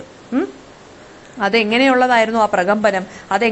എവിടെയൊക്കെ അത് എങ്ങനെയൊക്കെ എന്ന് വെച്ചാൽ ഏതൊരു സിറ്റുവേഷനിലാണ് ഈ ഒരു പ്രകമ്പനം വന്നത് അല്ലെങ്കിൽ ഡെത്ത് ഹാപ്പൻ ചെയ്തത്, ഡെത്ത് വന്നത്? ഹി എന്ന് പറയുന്ന ഇവിടെ ഡെത്തിനെയാണ് പറഞ്ഞേക്കുന്നത്. He came amidst the revelries of that midsummer night in April to choke the nightingales throats to still the dancing gypsy feet. Invisible serpents of slithering heat, venomous light, piercing the cawing of crows and the mewing of cats. അപ്പോൾ ഇവിടെ പറയുന്നത് എന്താണ്? ഭൂമിക്ക് ജന്മം നൽകിയ ആദ്യത്തെ പൊട്ടിത്തെറി, അതായത് ബിഗ് ബാങ് പൊട്ടിത്തെറിച്ചതുപോലെയായിരുന്നു. ആ ഒരു പ്രകമ്പനത്തോടു കൂടിയായിരുന്നു ഡെത്ത് പിന്നെ ഷെർണോബിലിൽ വന്നിറങ്ങിയത്. ഭൂമിക്ക് ജന്മം നൽകിയ ആദ്യത്തെ പൊട്ടിത്തെറി പോലെ. പിന്നെ ഉത്സവങ്ങൾ നിറഞ്ഞ ഏപ്രിലിലെ വേനൽ രാത്രിയിൽ രാപ്പാടികളുടെ തൊണ്ടകളെയും, രാപ്പാടികൾ എന്ന് വെച്ചാൽ നൈറ്റിംഗേൾസ്, ആ ബേർഡ്സിന്റെ തൊണ്ടകളെ പോലും നിശ്ചലമാക്കുന്ന രീതിയിൽ, അല്ലെങ്കിൽ ജിപ്സികൾ എന്ന് വെച്ച് കഴിഞ്ഞാൽ ആരാണ്? വാണ്ടറിംഗ് പീപ്പിൾ, നാടോടികൾ, അവരുടെ ഡാൻസിനെ പോലും നിശ്ചലമാക്കിക്കൊണ്ട് വീണ്ടും ഹിരോഷിമയിൽ ഹാപ്പൻ ചെയ്തതുപോലെ, ആ ഹിരോഷിമയിൽ സൂര്യൻ ഉദിച്ച പോലെ, അതായത് ഹിരോഷിമയിൽ ഡെത്ത് ഹാപ്പൻ ചെയ്ത പോലെ അതേ സൂര്യൻ തന്നെ വീണ്ടും എവിടെ വന്നു? നമ്മുടെ ഷെർണോബിലിലും ഹാപ്പൻ ചെയ്തു. ഹിരോഷിമയിലെ sun had risen like the primal explosion എന്ന് വെച്ച് കഴിഞ്ഞാൽ ഹിരോഷിമയിലെ ഡെത്തിനെ കുറിച്ചാണ് പറയുന്നത്. ഹിരോഷിമയിൽ എങ്ങനെയാണോ മരണം വന്നത് അതെങ്ങനെയാണ്? ഹിരോഷിമയിൽ മരണം വന്നത് എങ്ങനെയാണ്? ഒരു സൂര്യൻ, ആയിരക്കണക്കിന് സൂര്യന്മാര് പ്രകാശിച്ച പോലെയാണ് അവിടെ മരണം വന്നത്. അതൊരു ആറ്റം ബോംബായിരുന്നു. അതുകൊണ്ട് അതിന്റെ എക്സ്പ്ലോഷന്റെ ലൈറ്റാണ് പറയുന്നത്. ഹിരോഷിമയുടെ സൺ എന്ന് വെച്ചാൽ എക്സ്പ്ലോഷനെ കാണിക്കുന്നു. ഇവിടെ എങ്ങനെയായിരുന്നു? പ്രകമ്പനത്തോടു കൂടിയാണ് ഇവിടെ വന്നതെന്ന്. പ്രകമ്പനമായിരുന്നു ഇവിടെ. ഒരു പ്രൈമൽ എക്സ്പ്ലോഷൻ പോലെയായിരുന്നു ഇവിടെ ഡെത്ത് ഹാപ്പൻ ചെയ്തത്. പിന്നെന്താണ്, അത് എന്തിനെയൊക്കെയാണ് നിശ്ചലമാക്കിയത് മിസ് പറഞ്ഞ ഒന്ന് ശ്രദ്ധിച്ചിരുന്നോണേ നിങ്ങൾ. ഈ ഒരു പോം ലൈൻ ബൈ ലൈൻ എക്സ്പ്ലനേഷൻ ഒരു ബുദ്ധിമുട്ടാണ്, കണക്ട് ചെയ്തേ മിസ്സിന് എക്സ്പ്ലെയിൻ പറയാൻ പറ്റുന്നുള്ളൂ കേട്ടോ. അതുകൊണ്ടാണ് ഇടയ്ക്കിടയ്ക്ക് ഒരു സൈലൻസ് പോലെ വരുന്നത് എക്സ്പ്ലനേഷനകത്ത്. അപ്പം എങ്ങനെയൊക്കെയാ വന്നത്? ഉത്സവങ്ങൾ നിറഞ്ഞ ഏപ്രിലിലെ വേനൽ രാത്രിയിൽ, അതായത് സമ്മർ സീസണിൽ, അതായത് ആ മിഡ് സമ്മർ സീസണിലെ നൈറ്റിനെ കുറിച്ചാണ് പറയുന്നത്. അതായത് മിഡ് സമ്മർ സീസണിൽ നൈറ്റ് എന്ന് പറയുന്നത് എങ്ങനെയാണ്? ഭയങ്കര ആക്ടിവിറ്റീസ് കൊണ്ട് നിറഞ്ഞ നൈറ്റാണ്. അപ്പോൾ അവിടെ ആ സമയത്ത് നമ്മുടെ ഷെർണോബിലിന്റെ ആ ഒരു സമയത്ത് ആളുകളെല്ലാവരും ഈ യുക്രൈൻ പോലുള്ള സ്ഥലങ്ങളെന്ന് വെച്ച് കഴിഞ്ഞാൽ തനി വില്ലേജേഴ്സ് ഒക്കെ താമസിക്കുന്ന ഒരു ഏരിയ പോലെയാണ് കേട്ടോ. അപ്പൊ അവിടെ എന്ന് പറയുന്ന സാധാരണക്കാരായ ആളുകളാണ് ഫാമിംഗ് ഒക്കെ നടത്തിയാണ് ജീവിക്കുന്നത്. അപ്പൊ അവര് നല്ല മെറിഫുൾ ആയിട്ട് അല്ലെങ്കിൽ ഒരു ഹാപ്പി ലൈഫ് ലീഡ് ചെയ്യുന്നതിന്റെ ഇടയ്ക്കാണ് ഈ ഒരു ദുരന്തം സംഭവിച്ചത്. അതാണ് അവരിവിടെ പറഞ്ഞത്. Mid summer night in April, അതായത് ഏപ്രിൽ മാസത്തിലായിരുന്നു ഈ ഒരു സംഭവം നടന്നത്. ഏപ്രിൽ മാസത്തിലെ ഒരു സമ്മർ രാത്രിയിൽ ആയിരുന്നു ഈ ഒരു കാര്യം നടന്നത്, ഈ ഒരു പ്രകമ്പനം അല്ലെങ്കിൽ ഈ ഒരു ഡെത്ത് വന്നത്. അപ്പൊ ആ ഒരു ഡെത്ത് സംഭവിച്ചപ്പോൾ പിന്നെ എന്താണ്, ആ ഒരു ഏപ്രിൽ മാസം എന്ന് പറയുന്നത് നല്ല ഫെസ്റ്റിവിറ്റീസിന്റെ അല്ലെങ്കിൽ ഫെസ്റ്റിവൽസിന്റെ രാത്രിയായിരുന്നു. അപ്പൊ എല്ലാവരും ആഘോഷപൂർണ്ണമായിട്ട് അല്ലെങ്കിൽ ഒരു ഹാപ്പി ലൈഫിൽ അല്ലെങ്കിൽ ഹാപ്പി മൂഡിൽ പൊയ്ക്കൊണ്ടിരുന്ന സമയത്താണ് ഈ ഒരു കാര്യം സംഭവിച്ചത്. അപ്പോൾ രാത്രിയിലായിരുന്നു ഈ ഒരു സംഭവം നടന്നത്. അപ്പം രാപ്പാടികളുടെ തൊണ്ടകളെ, അതായത് നൈറ്റിംഗ് ഗേൾസ് ഉണ്ടല്ലോ, ഈ രാത്രിയിൽ പാടുന്ന ബേർഡ്സ് ഉണ്ടല്ലോ, നൈറ്റിംഗ് ഗേൾസിന്റെ തൊണ്ടകളെയും, അതായത് അവരുടെ മ്യൂസിക്കിനെ പെട്ടെന്ന് സ്റ്റോപ്പായി. പിന്നെ ജിപ്സികളുടെ ഡാൻസ് പെട്ടെന്ന് നിലച്ചു. എന്ന് വെച്ച് കഴിഞ്ഞാൽ ആഘോഷപരമായ അല്ലെങ്കിൽ ആഘോഷപൂർണമായിട്ടിരുന്ന രാത്രി പെട്ടെന്ന് നിശ്ചലമായി മാറി ഈ ഒരു ഇൻസിഡന്റ് ഹാപ്പൻ ചെയ്തപ്പോൾ. അപ്പൊ ഈ ഒരു ഇൻസിഡന്റിൽ, അതായത് ഇത്രയും അധികം പ്രകമ്പനത്തോടു കൂടിയാണ് ഈ ഒരു ഇൻസിഡന്റ് ഹാപ്പൻ ചെയ്തത്. ഓക്കെ, നൈറ്റിംഗ് ഗേൾസ് ത്രോട്ട്സ് ചോക്ക് ചെയ്ത പോലെ, അതായത് ശ്വാസം മുട്ടി നിന്ന പോലെ, അല്ലെങ്കിൽ ഈ നൈറ്റിംഗ് ഗേൾസിന്റെ പാട്ട് പെട്ടെന്ന് സ്റ്റോപ്പായി. അതുപോലെ തന്നെ ഡാൻസ് കളിച്ചുകൊണ്ടിരുന്ന ജിപ്സികളുടെ കാലുകൾ നിശ്ചലമല്ലാതെ ആയി മാറി ഈ ഒരു ഷോക്കില്. Invisible serpents of slithering heat, venomous light, piercing the cawing of crows and the mewing of cats, children's life breath vanishing into the balloons with the air that blows them up, mothers carrying their burning children, running all thirst along the streets that lead nowhere, stillborns delivered on blanched buds like vain prayers, milk bottles brimming with pale death, tomato fields that suck human blood, wheat fields wielding their golden sword, stunted trees from which dead birds fall, bitter honey, black pollen, black snow, killing shower, killing air, killing moonlight. മറ്റേടത്തെല്ലാം molten ആയിരുന്നു, ഇവിടെ എല്ലാം killing ആണ്. കാരണം ഇവിടെ radiation ആണ്. അപ്പോൾ എല്ലാത്തിനെയും അങ്ങ് പോയിസണസ് ആക്കി മാറ്റി. മറ്റേടത്തെല്ലാം തീപിടുത്തവും കാര്യങ്ങളും ഒക്കെ ആയിരുന്നു. ഇവിടെ അങ്ങനെയല്ല, എല്ലാത്തിനെയും പോയിസണസ് അല്ലെങ്കിൽ ടോക്സിക് ആയിട്ട് മാറ്റി. അപ്പം പറയുവാണ്, ഇഴഞ്ഞു പടരുന്ന ചൂടിന്റെ അദൃശ്യ സർപ്പങ്ങൾ, അതായത് ആ വാക്കെന്താണ് ഇവിടുത്തെ? Invisible serpents of slithering heat. Invisible serpent എന്ന് വെച്ചാൽ പാമ്പെന്നാണ് ഇവിടെ. പക്ഷെ ഇവിടെ എന്താണ്? ഇഴഞ്ഞു പടരുന്ന ചൂടിന്റെ അദൃശ്യ സർപ്പങ്ങൾ. ഇവിടെ ആ റേഡിയേഷനെ ഇൻവിസിബിൾ സെർപ്പന്റ് ആയിട്ട് കമ്പയർ ചെയ്തേക്കുവാണ്. അതായത് റേഡിയേഷൻ എന്ന് പറയുന്നത് നമുക്ക് കാണാൻ സാധിക്കില്ല, കറുത്ത പുകയും കാര്യങ്ങളൊക്കെ ഉണ്ട്. റേഡിയേഷൻ എന്ന് പറയുന്നത് നമുക്ക് അതിന്റെ എഫക്റ്റിനെ ഡോസിമീറ്റർ എന്ന് പറഞ്ഞൊരു ഇൻസ്ട്രുമെന്റ് വെച്ച് അറിയാനേ പറ്റൂ, മെഷർ ചെയ്യാനേ പറ്റൂ, അല്ലാതെ നമുക്ക് കാണാൻ സാധിക്കില്ല. അപ്പം പതുക്കെ ഈ റേഡിയേഷന്റെ ചൂട് ഇൻവിസിബിൾ സെർപ്പൻസിലെ പോലെ അവിടെയൊക്കെ സ്പ്രെഡ് ആവാൻ തുടങ്ങി. അത് എങ്ങോട്ടൊക്കെ പോയി? ആട്ടും പറ്റങ്ങളുടെ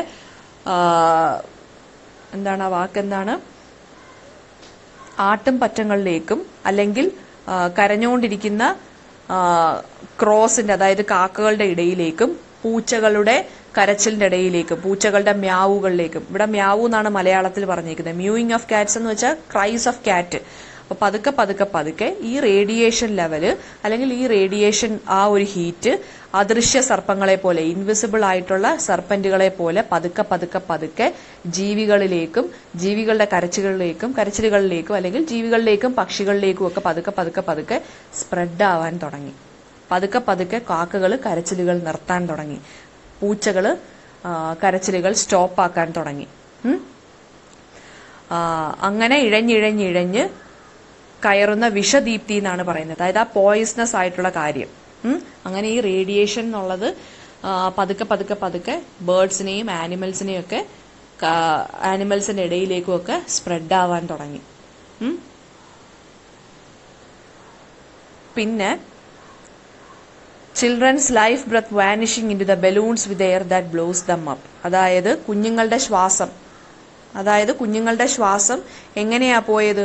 ഈ ബലൂണിലേക്ക് നമ്മൾ ശ്വാസം വലിപ്പിച്ച് വീർത്ത് കയറ്റില്ലേ, അതുപോലെ തന്നെ കുഞ്ഞുങ്ങളുടെ ശ്വാസവും എന്തു പറ്റാൻ തുടങ്ങി? ശ്വാസം പെട്ടെന്ന് മുട്ടാൻ തുടങ്ങി. കുഞ്ഞുങ്ങൾക്കെല്ലാം ശ്വാസം മുട്ടൽ തുടങ്ങി. അതാണ് ഇവിടെ കമ്പയർ ചെയ്യുന്നത്. ബലൂണൊക്കെ നമ്മൾ എങ്ങനെയാ വീർപ്പിക്കുന്നത്? ശ്വാസം ഇങ്ങനെ ഊതി ഊതി ഊതി ഊതി വീർപ്പിക്കും. അതുപോലെ കുഞ്ഞുങ്ങളുടെ ലങ്സും അല്ലെങ്കിൽ കുഞ്ഞുങ്ങളുടെ ശ്വാസവും അതുപോലെ പെട്ടെന്ന് ഫാസ്റ്റ് ആവാൻ തുടങ്ങി.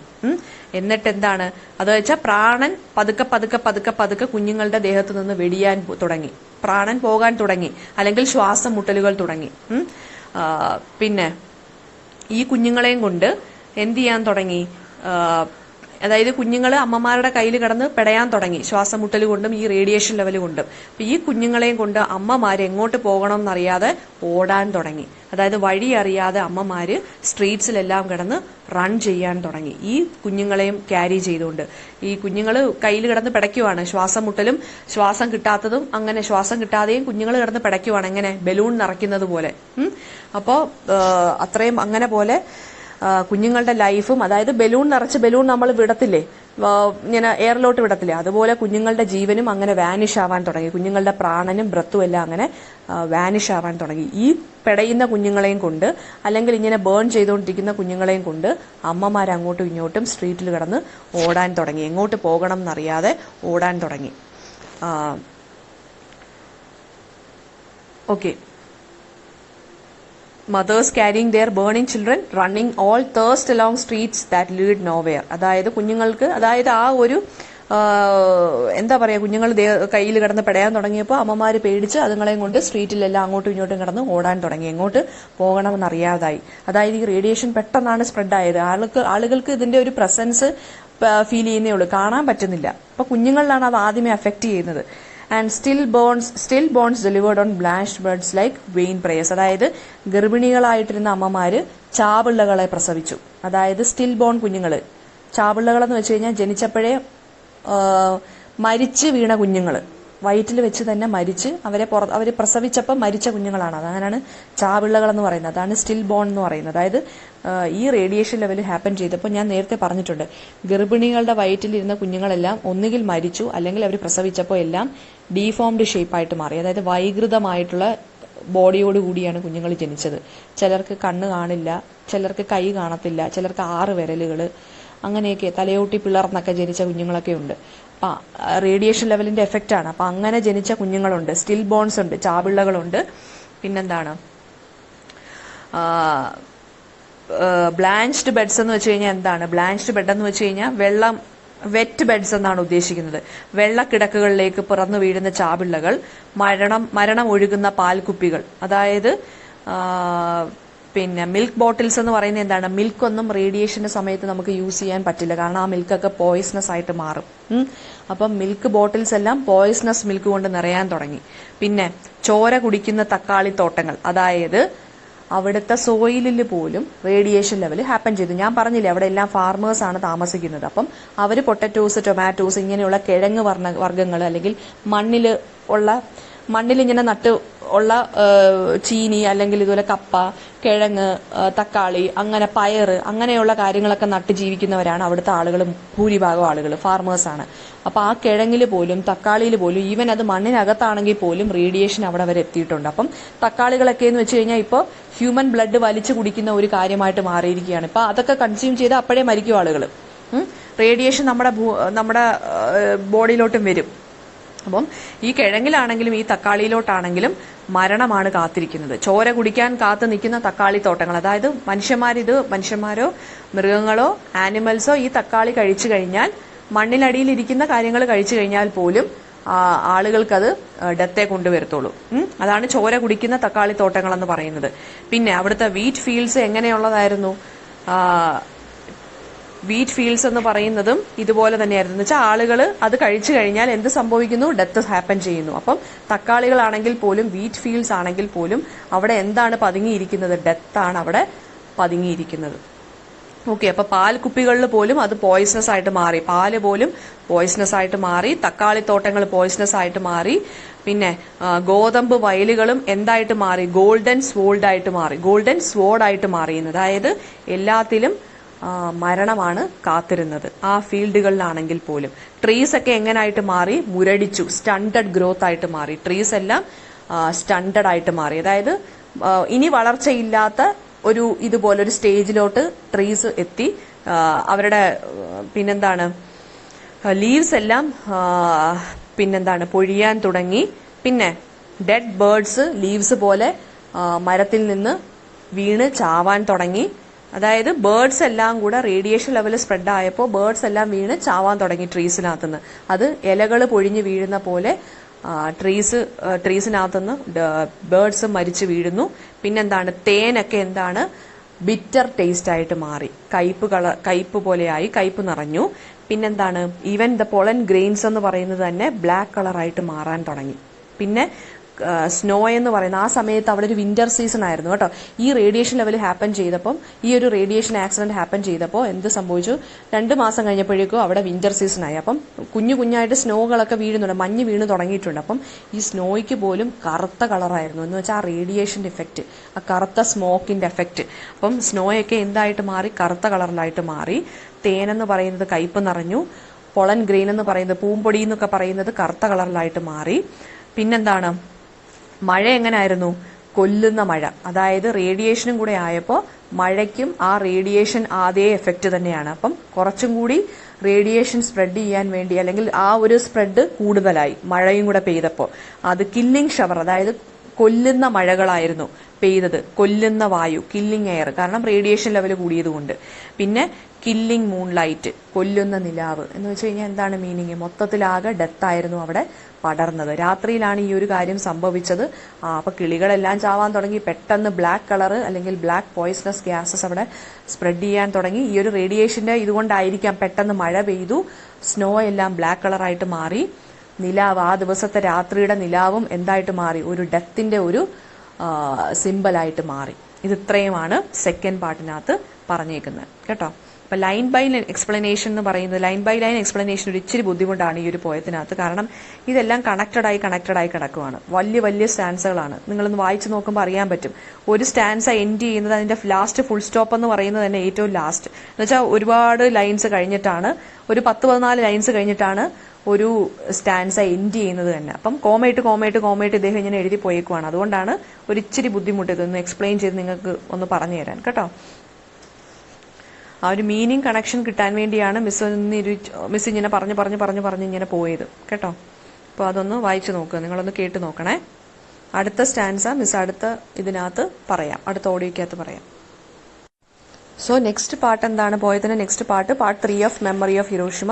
അതിനകത്ത് ലാസ്റ്റ് പാർട്ടിനകത്ത് എന്താണ് വരുന്നത്, ഹോപ്പിനെ കുറിച്ചാണ് സംസാരിക്കുന്നത് പോയിട്ട്. അതായത് ഇനിയെങ്കിലും ഇങ്ങനെയുള്ള കാര്യങ്ങളൊക്കെ മാറണം. ഇപ്പോൾ ഈ ആളുകൾ ഫൈറ്റ് ചെയ്തതുപോലെ നമ്മൾ ഇങ്ങനെയുള്ള ഹീനിയസ് ക്രൈംസിനൊന്നും കൂട്ടുനിൽക്കരുത്. ഹിരോഷിമ, ഷെർണോബിൽ നടന്ന കാര്യങ്ങളൊക്കെ പീപ്പിളിന് മൈൻഡിലുണ്ടായിരിക്കണം, മെമ്മറിയിലുണ്ടായിരിക്കണം. അത് വെച്ച് നമ്മൾ ഫൈറ്റ് ചെയ്യണം, എന്നിട്ടൊരു പോസിറ്റീവ് അല്ലെങ്കിൽ ഒരു ഹോപ്പ്ഫുൾ ആയിട്ടുള്ള ഒരു ഫ്യൂച്ചർ നമ്മൾ ക്രിയേറ്റ് ചെയ്യണം എന്നാണ് അദ്ദേഹം ലാസ്റ്റ് സ്റ്റാൻസയ്ക്കകത്ത് കെ സച്ചിദാനന്ദൻ പറയുന്നത്. Part 3 we grass. അതും വീണ്ടും സ്റ്റാർട്ട് ചെയ്യുന്നത് എങ്ങനെയാണ്, ഓരോ സ്റ്റാൻസയും starts with we grass. We grass എന്ന് വെച്ചാൽ ഞങ്ങൾ പുല്ലുകൾ, അതായത് ഗ്രാസ് കോമൺ പീപ്പിളിനെ കാണിക്കുന്നു. വീണ്ടും ഞങ്ങൾ പുല്ലുകൾ, the green flags of dreams, stained by the atomic rain, announcing life's tenderness, even in the deserts of the battlefield, did not grow just to be crushed under the hooves of eternal night. അതായത് ഞങ്ങൾ പുല്ലുകൾ, ഞങ്ങൾ അണുവർഷത്തിന്റെ പുള്ളികൾ വീണ സ്വപ്നത്തിന്റെ പച്ചക്കൊടികൾ. the green flags of dreams, stained by the atomic rain. അതായത് atom bomb കൊണ്ടുണ്ടായ അല്ലെങ്കിൽ ഈ ഷെർണോബിൽ radiation കൊണ്ടുണ്ടായ റെയിനിൽ കുളിച്ചു നിൽക്കുകയാണ് ഞങ്ങൾ പുല്ലുകൾ. ഞങ്ങൾ ഗ്രീൻ ഫ്ലാഗ്സ് ഓഫ് ഡ്രീംസ് ആണ്, അതായത് ഞങ്ങൾ നാളേക്കുള്ള അല്ലെങ്കിൽ നാളത്തെ സ്വപ്നങ്ങൾക്ക് വേണ്ടിയുള്ള പച്ചക്കൊടികളാണ് ഞങ്ങൾ. പക്ഷെ ഞങ്ങൾ കുളിച്ചു നിൽക്കുന്നത് അറ്റോമിക് റെയിനിലും ബ്ലഡിലും റേഡിയേഷനിലുമാണ്, അല്ലേ? ഞങ്ങൾ പുല്ലുകൾ, അതായത് പുല്ലിനകത്ത് പോലും ഈ കാര്യങ്ങളൊക്കെ വീണ് കിടക്കുവാണ്. അതായത് അറ്റോമിക് റെയിനിന്റെയും അല്ലെങ്കിൽ അറ്റോമിക് ബോംബിന്റെ റിമെയിൻസും കാര്യങ്ങളും എല്ലാം ഈ പുല്ലിനകത്ത് ഇങ്ങനെ വീണ് കിടക്കുവാണ്. ബ്ലഡും റേഡിയേഷനും എല്ലാം പുല്ല് ഇങ്ങനെ കുതിർന്ന് കിടക്കുവാണ്. അതായത് ആളുകളിൽ പോലും, അല്ലെങ്കിൽ ഞങ്ങളെല്ലാവരും, അല്ലെങ്കിൽ ഞങ്ങളുടെ ഈ ഒരു ജനറേഷൻ എന്ന് പറയുന്നത്, അല്ലെങ്കിൽ ഞങ്ങൾ ജീവിക്കുന്ന ഈ ഒരു കാലഘട്ടം എന്ന് പറയുന്നത് അറ്റോമിക് ബോംബുകളുടെയും റേഡിയേഷൻ ലെവലൊക്കെ കൂടിയേ നിൽക്കുന്ന ആ ഒരു അറ്റ്മോസ്ഫിയറിലാണ്, അല്ലെങ്കിൽ ആ ഒരു ക്ലൈമറ്റ്, അല്ലെങ്കിൽ ആ ഒരു കണ്ടീഷനിലാണ് ഞങ്ങൾ ഇപ്പോൾ താമസിക്കുന്നത്. എന്ന് വെച്ചാൽ ഞങ്ങൾ എല്ലാവരും ഒരേപോലെ തന്നെ ഈക്വലി എഫക്റ്റഡ് ആണ്. ഈ ആറ്റം ബോംബിന്റെ എഫക്റ്റിലാണെങ്കിലും ഈ ഒരു റേഡിയേഷന്റെ എഫക്റ്റിലാണെങ്കിലും ഞങ്ങൾ എല്ലാവരും ഒരേ ജനറേഷനിലുള്ള ആളുകൾ തന്നെയാണ്. അപ്പോൾ അതിന്റെ ആ റേഡിയേഷൻ ലെവലിന്റെ ആണെങ്കിലും അറ്റോമിക് റെയിനിന്റെ അല്ലെങ്കിൽ അറ്റോമിക് ബോംബിന്റെ ആ ഒരു ഇഫക്റ്റ് ഞങ്ങളിലോട്ടും പടർന്നിട്ടുണ്ട്. ഞങ്ങളും എല്ലാം ആ ഒരു കാലഘട്ടത്തിന്റെ റെപ്രസെന്റേറ്റീവ്സ് ആണ്. അതാണ് ഇവിടെ പറയുന്നത്. പക്ഷേ ഞങ്ങളെല്ലാവരും തന്നെയാണ് ഡ്രീംസിന്റെ പച്ചക്കൊടികളും കൂടിയാണ്. അതായത് ഞങ്ങളിലൂടെ മാത്രമേ ഇനി ചേഞ്ചസ് ഹാപ്പൻ ചെയ്യത്തുള്ളൂ. നല്ല ഒരു ഫ്യൂച്ചർ ഉണ്ടാകുന്നത് ഞങ്ങളിലൂടെ മാത്രമാണ്. So we are green flags of dreams ആണ്, but stained by the atomic rain. Atomic റെയിനിന്റെ അല്ലെങ്കിൽ ആ ഒരു അറ്റോമിക് ബോംബിന്റെ ഒക്കെ റേഡിയേഷൻ ലെവലിന്റെയൊക്കെ എഫക്റ്റ് ഞങ്ങളിലും ഉണ്ട്. പക്ഷെ ഞങ്ങൾ എന്നാലും ഫ്യൂച്ചർ ഞങ്ങളുടെ കയ്യിലാണ് പച്ചക്കൊടികൾ. അതായത് ഡ്രീംസിന്റെ പച്ചക്കൊടികളെല്ലാം ഞങ്ങളുടെ കയ്യിലാണ്. അതായത് ചേഞ്ച് കൊണ്ടുവരുന്നത് ഞങ്ങളുടെ കൈകൾ കൊണ്ടേ പറ്റൂ. ആൻഡ് സ്വപ്നത്തിന്റെ പച്ചക്കൊടികളെല്ലാം ഞങ്ങളുടെ കൈകളിലാണുള്ളത്.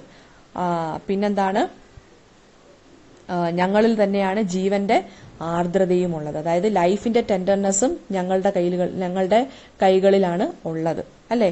ഞങ്ങളാണ് ഈ ഒരു ടെൻഡർ ലൈഫ് ഞങ്ങളാണ് ഇനി കണ്ടിന്യൂ ചെയ്ത് മുമ്പോട്ട് കൊണ്ടുപോകേണ്ടത്.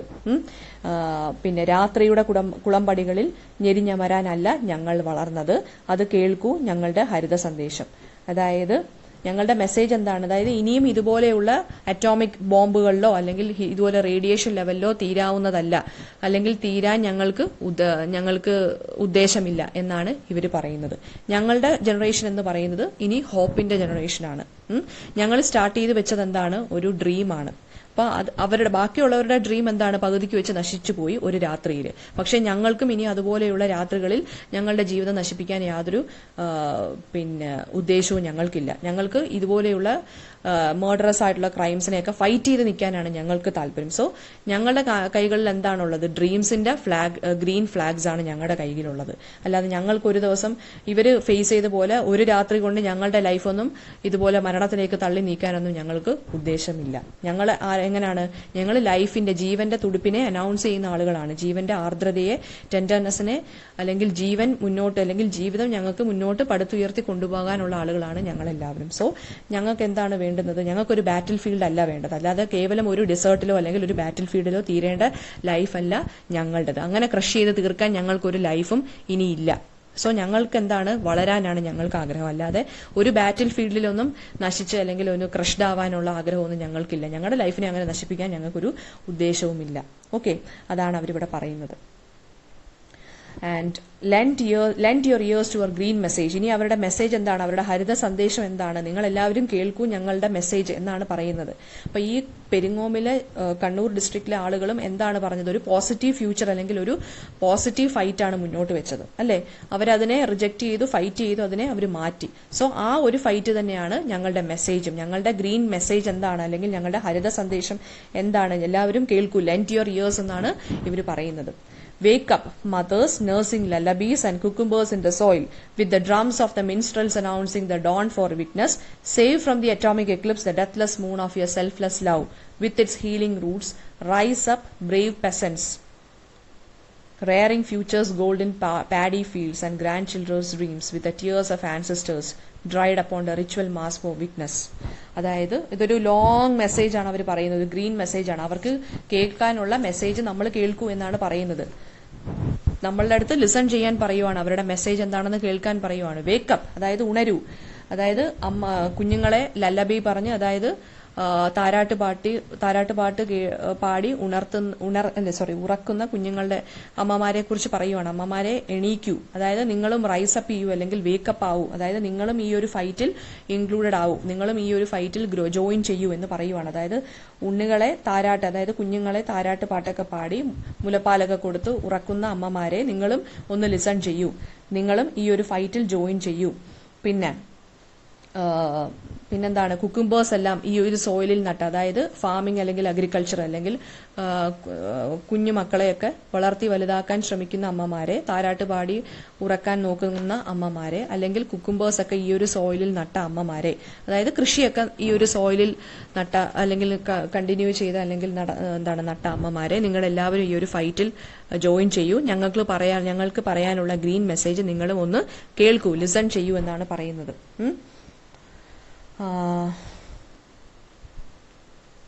Wake up mothers nursing lullabies and cucumbers in the soil, lend your ears എന്നാണ് പറയുന്നത്. With the drums of the minstrels announcing the dawn for witness, save from the atomic eclipse the deathless moon of your selfless love with its healing roots. അതായത് ഇനി peaceful ആയിട്ടുള്ള ഒരു morning അല്ലെങ്കിൽ peaceful ആയിട്ടുള്ള ഒരു future വേണം നമ്മൾ ഇനി ഡ്രീം ചെയ്യാൻ അല്ലെങ്കിൽ കൊണ്ടുവരാൻ. ശാന്തിയുടെ പുത്തൻ ഉദയത്തിന് നാവേറു പാടുന്ന പുള്ളുവക്കുടം സാക്ഷിയാക്കി ഉണരൂ എന്നാണ് മലയാളത്തിൽ പറഞ്ഞേക്കുന്നത്. വേറൊന്നുമല്ല, മിൻസ്ട്രൽസ് എന്ന് വെച്ച് കഴിഞ്ഞാൽ ആരാണ്? ഈ പാട്ട് പാടുന്ന ആളുകളെയാണ് മിൻസ്ട്രൽസ് എന്ന് പറയുന്നത്, മ്യൂസീഷ്യൻസിനെയാണ് പറയുന്നത്. അവർ ഈ വാണ്ടറിംഗ് ആയിട്ടുള്ള ആളുകളായിരിക്കും. അവർ ഒരു സ്ഥലത്ത് തന്നെ പാടി നിൽക്കുന്ന ആളുകളല്ല, അവരും ജിപ്സികളെ പോലെയാണ്. അവരിങ്ങനെ പാടി ഈ പാണന്മാരെന്ന് പറയത്തില്ലേ, അവരാണ് ഈ മിൻസ്ട്രൽസ് എന്ന് പറയുന്നത്. അവരിങ്ങനെ വോണ്ടർ ചെയ്ത് നടക്കുന്ന ആളുകളാണ്. അതായത് പാടി ഒരു സ്ഥലത്തെ ആൾക്ക് ആ ന്യൂസ് മറ്റേ സ്ഥലത്ത് ചെന്ന് പാടി നടക്കുന്ന ആളുകളാണ്. അപ്പം അവരെ പോലെ തന്നെ എന്ത് ചെയ്യുക, ഡ്രംസ് ഒക്കെ വെച്ച് നമ്മളും എന്ത് ചെയ്യുക, ഹോപ്പിനെ അനൗൺസ് ചെയ്യുക. പുതിയ ഒരു നാളേക്കായിട്ടുള്ള ഫ്യൂച്ചറിനെ നമ്മൾ അനൗൺസ് ചെയ്യുക. അതാണ് ഞങ്ങളുടെ മെസ്സേജ്. ഞങ്ങളുടെ ഈ ഒരു മെസ്സേജിനെ നിങ്ങൾ മിൻസ്ട്രൽസിനെ പോലെ, അതായത് വോണ്ടർ ചെയ്ത് നടക്കുന്ന മ്യൂസീഷ്യൻസിനെ പോലെ നിങ്ങളും എന്ത് ചെയ്യുക, ഞങ്ങളുടെ ഈ ഗ്രീൻ മെസ്സേജ് എല്ലായിടത്തും പാടി നടക്കുക. അതിനുവേണ്ടി കുഞ്ഞുങ്ങളെ ഉറക്കുന്ന അമ്മമാരെല്ലാവരും ഈ ഒരു ഫൈറ്റിൽ ജോയിൻ ചെയ്യുക. നിങ്ങൾ എല്ലാവരും വേക്കപ്പ് ചെയ്യുക. അപ്പൊ മിൻസ്ട്രൽസിന്റെ എല്ലാം ജോലി എന്താണ്? ഞങ്ങളുടെ ഈ ഒരു ഗ്രീൻ മെസ്സേജ് എല്ലായിടത്തും പാടി നടക്കുക അല്ലെങ്കിൽ പാടി നടത്തുക. പിന്നെന്താണ് പറയുന്നത്? അറ്റോമിക് എക്ലിപ്സിൽ നിന്നൊക്കെ ഞങ്ങളെ പോലുള്ള അല്ലെങ്കിൽ ഈ കുഞ്ഞുങ്ങളെയൊക്കെ സേവ് ചെയ്യുക. അതായത് ഇനിയുള്ള അറ്റോമിക് ബോംബ്സിൽ നിന്നും ഇതുപോലുള്ള റേഡിയേഷൻ ആക്സിഡൻസിൽ നിന്നും കുഞ്ഞുങ്ങളെയൊക്കെ സേവ് ചെയ്യുക. പിന്നെന്താണ്? സെൽഫ്ലെസ് ലവ് സ്പ്രെഡ് ചെയ്യുക. അതായത് ഇനി വരുന്നതെല്ലാം ഡെത്ത്ലെസ് മൂൺ ആയിരിക്കണം. അതായത് ഇനി മരണത്തിന്റെ ഒരു നിലാവും അല്ലെങ്കിൽ മരണത്തിന്റെ രാത്രികളൊന്നും ഒരിക്കലും ഇനി ഹാപ്പൻ ചെയ്യാൻ പാടില്ല. ഇനി വരുന്നത് എങ്ങനെയാണ്? സെൽഫ്ലെസ് ലവിന്റെ, അതായത് സെൽഫിഷ് ലവ് അല്ല, സെൽഫ്ലെസ് ലവ് വേണം ഇനി സ്പ്രെഡ് ചെയ്യാൻ നമ്മൾ, അല്ലെ? ഇനി നമ്മൾ എന്താണ് അതിന്റെ ഹീലിംഗ് റൂട്ട്സ് നമ്മൾ നട്ടു വളർത്തുക. നമ്മൾ എന്താണെന്ന് വെച്ചാൽ ആളുകളെല്ലാവരും പതുക്കെ ഈ ഒരു ഷോക്കിൽ നിന്നും ആക്സിഡൻസിൽ നിന്നും ഒക്കെ മുക്തരായി വരുന്നതേ ഉള്ളൂ. അപ്പൊ അങ്ങനെയുള്ള ഹീലിംഗ്, അതായത് ഹീൽ ചെയ്യാന്ന് വെച്ച് കഴിഞ്ഞാൽ എന്താണ്? പതുക്കെ മുറിവുകൾ ഉറക്കുക. അങ്ങനെയുള്ള ഹീലിംഗ് റൂട്ട്സ് വേണം നമ്മൾ ഇനി സ്പ്രെഡ് ചെയ്യാൻ. അതായത് പീസ്ഫുൾ മെസ്സേജസ് വേണം, അല്ലെങ്കിൽ ഇങ്ങനെയുള്ള ഗ്രീൻ മെസ്സേജസ് വേണം നമ്മൾ ഇനി സെൻഡ് ചെയ്യാൻ. അല്ലാതെ സെൽഫിഷ്നെസ് അല്ല നമ്മൾ സെൻഡ് ചെയ്യേണ്ടത്. അതായത് അറ്റോമിക് ബോംബ് അമേരിക്കയാണ് ജപ്പാനിൽ ഇട്ടത് അവരെ തകർക്കാൻ വേണ്ടി. അപ്പം ഇങ്ങനെയുള്ള സെൽഫിഷ് കാര്യങ്ങൾ ചെയ്യാതെ, ക്രൈംസ് കമ്മിറ്റ് ചെയ്യാതെ സെൽഫ്ലെസ് ലവിനെ കുറിച്ച് നമ്മൾ സ്പ്രെഡ് ചെയ്ത് നടക്കുക. അതാണ് അവരോട് ഈ വോണ്ടറിംഗ് മ്യൂസീഷ്യൻസിന്റെ അടുത്ത് പറയുന്നത് എന്താണ്? നമ്മുടെ ഈ ഒരു സെൽഫ്ലെസ് ലവിനെ കുറിച്ച് സ്പ്രെഡ് ചെയ്ത് നടക്കുക. നമ്മുടെ പീസ്ഫുൾ ആയിട്ടുള്ള കാര്യങ്ങളെ കുറിച്ച് ഇനി സ്പ്രെഡ് ചെയ്ത് നടക്കുക. അതാണ് നമുക്ക് അത്യാവശ്യം. അങ്ങനെയുള്ള ഹീലിംഗ് ആയിട്ടുള്ള കാര്യങ്ങൾ വേണം നമ്മളിനി സ്പ്രെഡ് ചെയ്ത് നടക്കാൻ. അപ്പോൾ പെസൻസിന്റെ അടുത്തും ഫാമേഴ്സിന്റെ അടുത്തും ഒക്കെ പറയുവാണ്, നിങ്ങൾ എല്ലാവരും ഉണരുവാൻ, റൈസ് അപ്പ് ചെയ്യാനാണ് പറയുന്നത്. അതായത് നമ്മുടെ ഫ്യൂച്ചറൊക്കെ ഇനി നമ്മുടെ ഫ്യൂച്ചേഴ്സ് ഗോൾഡ് എന്ന് പറയുന്നത് പാഡി ഫീൽഡ്സിൽ അല്ലെങ്കിൽ അഗ്രികൾച്ചറിലാണ് ഉള്ളത്. മണ്ണുമായിട്ട് എൻവയോൺമെന്റുമായിട്ട് കണക്റ്റഡ് ആയിട്ട് ജീവിക്കുക. നമ്മുടെ ഫ്യൂച്ചർ എന്ന് പറയുന്നത് it lies in the golden field of paddy.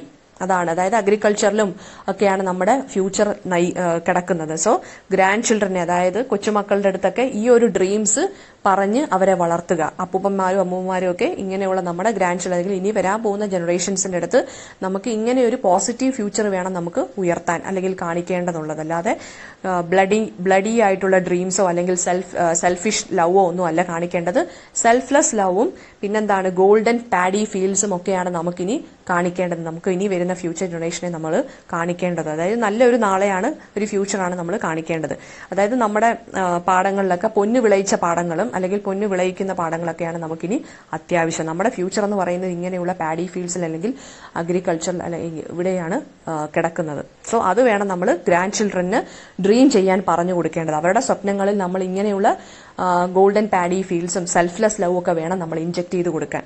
Okay, with the tears of ancestors, അതായത് നമുക്ക് മുന്നേ വന്ന നമ്മുടെ ആൻസിസ്റ്റേഴ്സ് പൂർവികന്മാരൊക്കെ ഈ ഹിരോഷിമയിലും ആറ്റം ബോംബിലും ഒക്കെ ജീവൻ നഷ്ടപ്പെട്ടു പോയവരാണ്. അവര് അങ്ങനെ അല്ലെങ്കിൽ ഇപ്പോൾ അവരുടെ ഇനിയും മരിക്കാതെ കിടക്കുന്ന ആളുകളുണ്ടെങ്കിൽ അവരെങ്ങനെയാണ് അതിനുവേണ്ടി അസുഖങ്ങളൊക്കെ ഈ റേഡിയേഷനിൽ നിന്നും ആറ്റം ബോംബിൽ നിന്നും പൊള്ളിയ ശരീരത്തോടുകൂടിയും അല്ലെങ്കിൽ റേഡിയേറ്റഡ് ആയിട്ടുള്ള ബോഡി വെച്ചിട്ടൊക്കെ ആയിരിക്കും അവർ ചിലപ്പോൾ ജീവിച്ചിരിക്കുന്നത്. സോ അവരുടെ കണ്ണീരൊക്കെ നമുക്ക് ഓർമ്മ വേണം. അവരുടെ കണ്ണീരിൽ നിന്ന് വീണ കഥകളൊക്കെ നമ്മൾ ഇവരെ പറഞ്ഞ് മനസ്സിലാക്കി നമ്മളൊരു പോസിറ്റീവ് ഫ്യൂച്ചർ വേണം ക്രിയേറ്റ് ചെയ്യാൻ നമ്മുടെ grand ചിൽഡ്രന്റെ ഡ്രീംസിൽ. And with the tears of ancestors dried upon the ritual mask for witness, retrieve from the poisoned earth the untiring sun of your courageous action. അതായത് നമ്മുടെ കർഷകരുടെ അടുത്തൊക്കെ പറയുവാണ് ബി ബ്രേവ് എന്ന് പറയുവാണ്. കാരണവന്മാരുടെ കണ്ണീരിനെ സാക്ഷിയാക്കി നമ്മളെല്ലാവരും ഉയരാൻ പറയുവാണ്. അവര് കണ്ണീരെന്ന് വെച്ച് കഴിഞ്ഞാൽ എന്താണ്, അവരിതിന്റെ എല്ലാം ഒരു വിറ്റ്നസ് ആണ്, അല്ലെങ്കിൽ അവരിതിനെ എല്ലാം ഫേസ് ചെയ്ത് സഫർ ചെയ്ത് വന്ന ആളുകളാണ് നമ്മുടെ ആൻസസ്റ്റേഴ്സ് എന്ന് പറയുന്നത്. സോ അവരുടെ കണ്ണീരിൽ നിന്ന് നമ്മൾ എന്ത് ചെയ്യുക, നമ്മുടെ ഫ്യൂച്ചർ ജനറേഷനെ നമ്മൾ അവരെ നല്ല മെസ്സേജ് കൊടുത്ത് ഉണർത്തുക. പിന്നെന്താണ്, കർഷകരുടെ അടുത്ത് എല്ലാവരും, ഫാർമേഴ്സിന്റെ അടുത്ത് എല്ലാവരുടെ അടുത്തും ഉയരാൻ പറയുവാണ്. റൈസ് അപ്പ് എന്നാണ് പറയുന്നത്, ബ്രേവ് പെസൻസ് എന്നാണ് വിളിക്കുന്നത്. കാരണം ഈ കണ്ണൂരിലുള്ള ഈ ഒരു കുഞ്ഞ് ഗ്രാമത്തിലുള്ള ആളുകൾ എല്ലാവരും കൂടെ ചേർന്ന് നിന്നപ്പോൾ ഈ ഒരു ഫൈറ്റ് ചെയ്ത് അവർ ഈ ഒരു പോളിസി തന്നെ മാറ്റി, അല്ലെ, ന്യൂക്ലിയർ പവർ പ്ലാന്റ് കൊണ്ടുവരുന്ന ഈ ഒരു പോളിസിയെ തന്നെ ഗവൺമെന്റിനെതിരെ തന്നെ അവർ ഫൈറ്റ് ചെയ്ത് മാറ്റി. സോ അതുപോലെ തന്നെ നിങ്ങളും ചെയ്യുക എന്നാണ് പറയുന്നത്. കാരണവന്മാരുടെ കണ്ണീരിനെയൊക്കെ സാക്ഷിയാക്കി വിഷമരണത്തിൽ നിന്ന് ഇനി വരുന്ന കുഞ്ഞുങ്ങളെയെങ്കിലും രക്ഷിക്കൂ എന്നാണ് പറയുന്നത്. വിഷമരണം, അതായത് ആ പോയിസണസ് ഡെത്തിൽ നിന്ന് ഇനി വരുന്ന കുഞ്ഞുങ്ങളെയൊക്കെ രക്ഷിക്കൂ. നമുക്ക് പോയിസൺഡ് ആയിട്ടുള്ള എർത്തിനെ അല്ല വേണ്ടുന്നത്, അല്ലെ, നമുക്ക് നല്ല ഒരു എർത്താണ്, അല്ലെങ്കിൽ ഗോൾഡൻ ഫീൽഡ്സ് അല്ലെങ്കിൽ ഗോൾഡൻ പാഡി ഫീൽഡ്സ് ഒക്കെയാണ് നമുക്ക് വേണ്ടുന്നത്. അങ്ങനെയുള്ള വിഷമരണത്തിൽ നിന്നൊക്കെ നമ്മുടെ കുഞ്ഞുങ്ങളെ അല്ലെങ്കിൽ നമുക്ക് ഇനി വരുന്ന ഫ്യൂച്ചർ ജനറേഷൻസിനെയൊക്കെ സേവ് ചെയ്യൂ എന്നാണ് പറയുന്നത്. പിന്നെ the untiring sun of your courageous action, the smells of areca nut flowers, until the rhythms of abundant life echo in the drums of the untouchables and in the hearts of the dispossessed, until this earth flowers once again in the melodious rains from the shepherd's flute and the monsoon clouds. അതായത് ഇദ്ദേഹം പറയുന്നത് എന്താണ്, നമുക്കിനി എന്താണ് ഒരു positive life അല്ലെങ്കിൽ നല്ല ഒരു റിതം ഓഫ് ലൈഫ് വേണം നമുക്കിനി കെട്ടിപ്പടുക്കി ഉണ്ടാക്കിക്കൊണ്ടുവരാൻ. അവിടെ smells of Erica nut flowers മാത്രമേ കാണാവൂ, അതായത് നല്ല നല്ല കാര്യങ്ങൾ മാത്രമേ ഇനി ഇവിടെ സ്പ്രെഡ് ചെയ്യാൻ പാടുള്ളൂ. അരിക്ക നട്ട്സ് എന്ന് പറയുന്നത് എന്താണ്, കമുകിൻ പൂക്കുല എന്നാണ് പറയുന്നത്.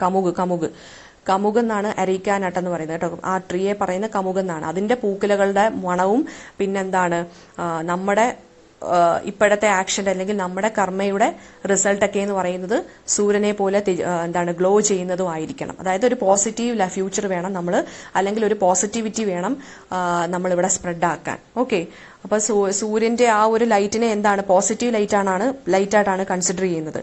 ദ അൺടയറിംഗ് സൺ എന്ന് വെച്ച് കഴിഞ്ഞാൽ എന്താണ്, അൺടയറിംഗ് എന്ന് വെച്ച് കഴിഞ്ഞാൽ ഒരിക്കലും ക്ഷീണം വരാത്ത, അല്ലെങ്കിൽ ഒരിക്കലും ഇനി ഒരു നെഗറ്റീവ് ഡേ ഒരിക്കലും നമുക്ക്, അല്ലെങ്കിൽ ഇനി ഒരു നെഗറ്റീവ് മോർണിംഗ് നമുക്ക് ഒരിക്കലും ഉണ്ടാവരുത്.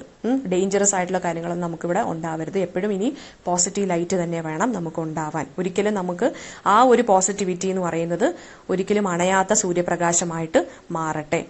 നമുക്ക് ചുറ്റിനും സ്മെൽസ് ഓഫ് എറിക്ക ഫ്ലവേഴ്സ് തന്നെ, എറിക്ക നട്ട് ഫ്ലവേഴ്സ് അല്ലെങ്കിൽ കമുകിൻ പൂക്കുലയുടെ ആ ഒരു സ്മെല്ല് അല്ലെങ്കിൽ സെന്റ് വേണം നമുക്ക് ചുറ്റിനും പടരാൻ, അല്ലാതെ റേഡിയേഷൻ ഒന്നും അല്ല.